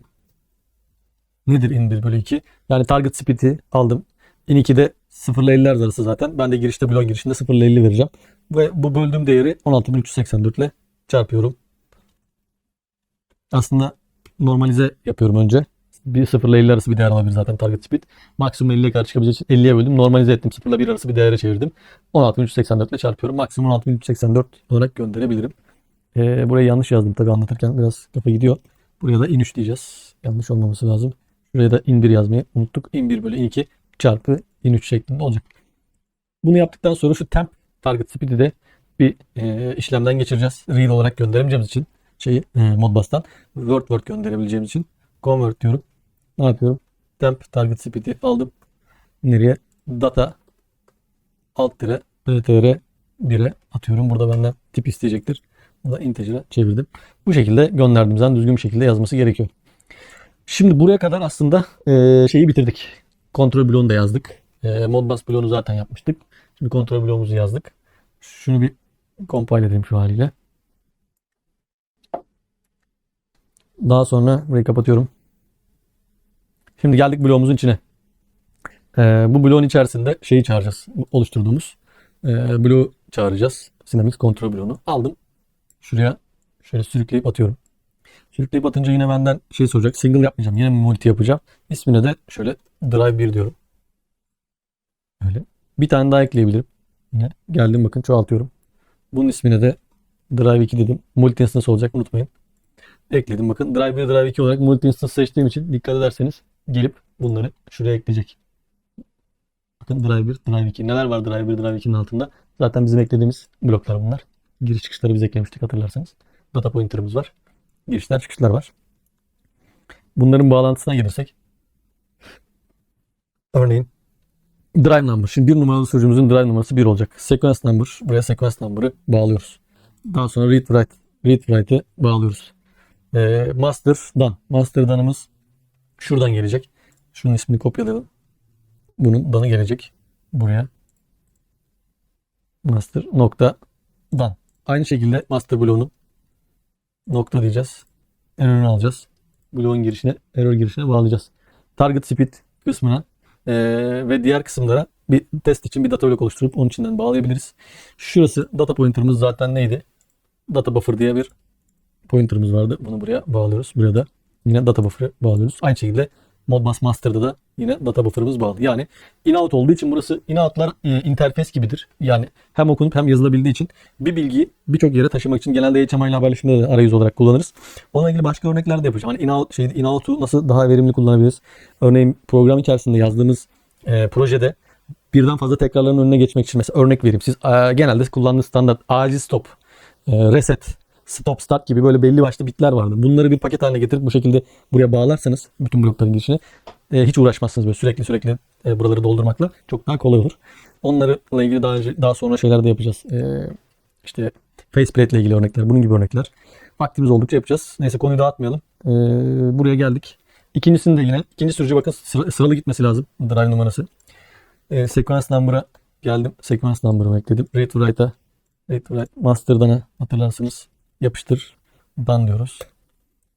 Aynı şekilde error'ı attım. Target speed vesaire bunları birazdan bağlayacağız. Şuraya data pointer'ı bağlamıştık. Şimdi bir tane test data bloğu oluşturalım. Bu test data bloğu şu giriş çıkışları kontrol etmek için olsun. Add new block diyeceğim. Buraya geldim. Add new block diyorum. Data block. Bu data bloğun ismi de test olsun. Daha sonra bunun içerisine bir tane struct oluşturacağım. Drive 1 diyelim. Tipine struct diyeceğim. Neler olacak? Target speed. Target. Ben camel case kullanıyorum genelde. Sizde hani belli bir standardınız olursa güzel olur. Takip görsel açıdan. Start dedik. Bool olacak. Ondan sonra ne ekleyeceğiz? Stop. Jog right. Jog left. Reset. Comload diye bir şey eklemişiz ama kullandığımı hatırlamıyorum. Direction. Bundan yaptık. Onları kopyalayabiliriz artık. Drive 1'den tuttum şöyle. Tık tık 2 tane daha ekledim. Drive 2, Drive 3 oldu. Bunu compile etmediğim için herhalde şey yapmadı. Şöyle bir silelim. Şuraya bir compile edeyim. Şuna kopyala yapıştır yapayım. Drive 2, Drive 3 içine bakalım. Evet. İçleri geldi. Şurada bir tane genel bir acknowledge ekleyelim. Bu şekilde compile ettim. Bunları ekledik. Bir kırmızılık vardı sanki orada. Bu olacak. Bu şekilde ekledik. Şimdi geliyoruz programa. Burada mesela target speed geldim. Bakın şuraya biraz yukarı alalım şöyle. Drive 1. Target speed sürekli bırakla tık ben burada doldurayım. Jog right. Jog left. Direction. Acknowledge'da normalde biz acknowledge'ı zaten bu bloğun bu oluşturduğumuz main FB1'in de input'unda bir acknowledge'da bir girişimiz vardı. Hatırlarsanız. Burada. Siz bunu programda gidip gerçek bir butona bağlayıp burada acknowledge'ı bağlayabilirsiniz. Ben testdb'den aldım şimdilik. Buton bağlamayacağım için. Şuradan siz oraya doğrudan acknowledge'ı bağlayabilirsiniz. OB1'den şeyi çağırmamız lazım. Ve FB1'i hiç çağırmadık. Modbus RT bloğumuzu şöyle ekleyeceğiz şuraya. Bunun ismini artık istediğiniz gibi verebilirsiniz. Bunun data bloğu mecburen dışarıda oluşacak artık. Multi instance yapma şansımız yok. İstediğiniz gibi default'ta da kalabilir. Bloğu ekledik. Bloğu ve OB1'den çağırıyoruz. Buraya first scan'i bağlayabilirsiniz. Clock biraz kullanmadık sanıyorum ama eklemişiz. 0.5 Hz kaçtı? M0 nokta deneyeyim ben bunu kaçtı? 7. Şuraya ekledik. Port numarası bakın buradan geliyorum. P2P portum. Bunu bağlıyorum. Baud rate'im 115.200. Parite 2. Response time 2000 olsun. Önemli değil. Acknowledge şimdilik burası zaten içeride kullanmadık. Burası boş kalabilir. Dediğim gibi siz buraya butonu bağlayacaksınız. Reset butonunuz varsa veya HMI'den gelen içeriye de gidip buradan gelene şu aşağıdaki bloklarımıza buralara bağlayacaksınız. Şuradaki burada da tabii yine şeyi unutmamamız lazım. Hani ilk Modbus artıyor örneğini yaparken göstermiştim. Bu uygulamanın başında. Modbus Comload bloğun içine gelip burada şeyin içerisinde bakın. FB1'in içerisindeki statik kısma gelip mod kısmını ne yapıyorduk? Burayı 4 line play'e 2 yapıyorduk. Bunu da mutlaka hatırlatayım. Bu arada şunu da fark ettim. Onu da düzeltelim. Takip edenler belki hani programı oturup baştan yazmak isteyenler olursa. Buranın altındakilerin hepsi ClockPulse'den sonra olacak. O yüzden bunu şu tarafa alıyorum. Her bir ClockPulse'de bu işlemler yapılacak. Sürekli değil. Her ClockPulse'de. Orası önemli. Onu da düzeltmiş olalım. Tekrar yükleyeyim. Bir de tabii bunların hepsini bitirdikten sonra hani bloklar bittikten sonra bu FB1 bloğumuza da sağ tıklıyoruz. Özellikler. Burada optimizeyi kaldıracağız. Optimize blok aksesi. Çünkü diğer bütün bloklar bunun içerisinde olacağı için ve orada bizim Modbus'la ilgili bloklarda da şeyi kaldırmamız gerektiği için optimizeyi otomatik olarak buradaki şeyi kaldırmamız lazım. Bloğun optimizesini. Ve compile ediyoruz. Son değişikliklerden sonra da bir tekrardan yükleme yapalım. Ondan sonra da zaten yüklemişiz. Bir değişiklik yok. Online oluyorum bakın bloklara. Şimdi Drive 1 sürücü birime geldim. Şimdi Target Speed kısmına değer yazacağım. Sonra da start verip çalışıp çalışmadığına bakacağım. Onun için de tabii bir yandan da sürücü ekranımıza bakabiliriz. Bakın şu anda sürücü benim masamın üzerinde. Şuradan örneğin Target Speed'e gelelim. 25 Hz gönderelim mesela. Bakın tık sürücüye geldi. Start vereyim şuradan. Ne istiyorum? Bakın çok hızlı bir şekilde çalışıyor. Sesi duyuyor musunuz bilmiyorum. Zaten şu işareti sürücünün üzerinde dönüyor işaretini görüyorsunuz. Verdiğim anda çok hızlı bir şekilde geliyor. Hatta mikrofonu da sürücüye doğru, motora doğru yaklaştırayım bakayım duyabiliyor musunuz sesini? Start. Hızlı oynayalım mesela. Şuraya 45 yapayım. Hemen. Direkt gönderiyor. Şimdi ikinci sürücümüze bakalım. Onu da yine ekrana yaklaştırayım. Evet, ikinciyi de şöyle ekrana yansıtmaya çalışayım. İki sürücümüz de yan yana. Şuradan gelelim. Drive sürücü bu drive number 1. 2'ye gelelim. İkinci sürücüde de bakın şurada target speed'e geldi. Mesela 15 gönderelim. 15 geldi. Ona da start verelim. Şu an onda motor bağlı değil tabii. Ucu boşta. O yüzden alarma geçebilir. Hızlı oynayalım. 22 gönderiyorum bakın. Çok hızlı bir şekilde geliyor. Birinci sürücüye gideyim. Onun hızıyla oynayayım. 10 yaptım mesela. Geldi. Bu şekilde hızlı bir şekilde gönderip alabiliyorum her ikisine de. Herhangi bir problem yok. Ve ben istediğim kadar drive sayımı arttırabilirim. Sadece şu Dynamics V20 kontrol bloğundan birden fazla çağırarak multi instance yapacaksınız. Sadece bir bloğun içerisinde diğerlerinin hepsini topluyoruz. Bakın değiştireceğim yerlerde sadece giriş ve çıkışlar oluyor. Onların da çoğu zaten aynı. Burada sadece şu birkaç tane şey gösterebilirim hani dikkatinizi çekmek için. Nasıl hani hızlandırdık, niye hani şey olmuyor, problem yaşamıyoruz. Örnek vereyim şimdi şöyle bir şey yapalım. Şu Comload'dan tree'ini anlatmıştım zaten. Şu sürücüleri şimdilik kaldırıyorum. Şurayı da kapatacağım. Şimdi burada ne demiştim? Comload'dan eğer dan gelmiyorsa burada belli bir periyotla yani 0.5 Hz ile ben sürekli şey yapıyorum. Tekrar request gönderip dan gelene kadar şey yapmaya çalışıyorum. Eğer error varsa Modbus Comload'da error varsa dan'ını resetliyorum. Dan resetlenince otomatikman tekrar çağrılıyor ve sürekli bu bloğu ayağa kaldırmaya çalışıyorum. Modbus haberleşmesi kurulması için. Şimdi buraya kadar aslında gayet normal program yazdık. Test ettik. Çalışıyor. Biraz da isterseniz püf noktalarına değinelim. Biraz oynayalım blokla ve bu haberleşme mekanizmasını biraz daha iyi anlamaya çalışalım. Şimdi örneğin şundan başlayacağım. Bizim bir ClockPulse Generator bloğumuz vardı burası. Network 3'te biz her bir request için bir pulse üretiyorduk. Hatırlayalım. Burada şimdi ben 100 milisaniye yaptım ama bazen 100 milisaniyede hatalar da olabiliyor. Yani çok fazla drive olunca yani 100 milisaniye sorgu sıklığı sıkıntı yaratabiliyor. Örneğin bunu 500'de yapmak isteyebilirsiniz. 1000'de yapmak isteyebilirsiniz. Ama sabit bir şey verdiğinizde ve bu aşağıda yaptıklarımı uygulamadığınız zaman ne oluyor biliyor musunuz? Örneğin 500 milisaniye verdiniz. İdeali odur genelde Modbus'ta. 10 tane sürücü varsa 500'er milisaniyede 5 saniye demek. Yani bir sürücüden sonuncuya gelene kadar siz bir hız bastınız. 5 saniye sonra gidebilir o. Yani bu çok uzun bir süre. Peki ne yapacağız? Öncelikle şunu göstereyim. Şu an mesela bunu 500 değil de 100 değil de 2000 yapayım. 2000 milisaniye yapayım. 2000 milisaniyede bir sorgu atalım. Ve burada şunları da bir süreliğine iptal edeyim şurayı. False diye bir şey koyayım şuraya. Şöyle bir yükleyelim. Bunu yükledik. Şimdi şuradan hemen şeyleri de açayım. Şimdi bakın bu bizim Modbus artıyor P2P modülümüz. Bilmiyorum görebiliyor musunuz ama. Bu modül şu anda üzerinde iki tane led var. RX ve TX. Daha önce zaten başka uygulamalarda anlatmıştım. Modbus'ta sorgu ve cevap şeklinde çalıştığı için master slave haberleşmesi. Önce transfer ışığı yanar, sonra receive ışığı yanar. Bakın bunu ağır çekimde gösterebilsem şeyi göreceksiniz. TX'ten gidiyor ve RX'ten cevap geliyor. Ve sıklığa bakarsanız ne kadar sürede birlikte TX gidiyor? 2 saniye yaklaşık. 2000 milisaniye. Neden? Çünkü biz request'i bu kadar sürede burada ayarladık. Şimdi isterseniz bunu biraz kısayım. Şurayı 2000 değil de 500 yapalım. Mesela 500 milisaniye yapayım. Bu şekilde yükleyeyim. Bakın 500 yaptıktan sonraki farkı görüyorsunuz değil mi? TX ve RX ne kadar hızlı hani.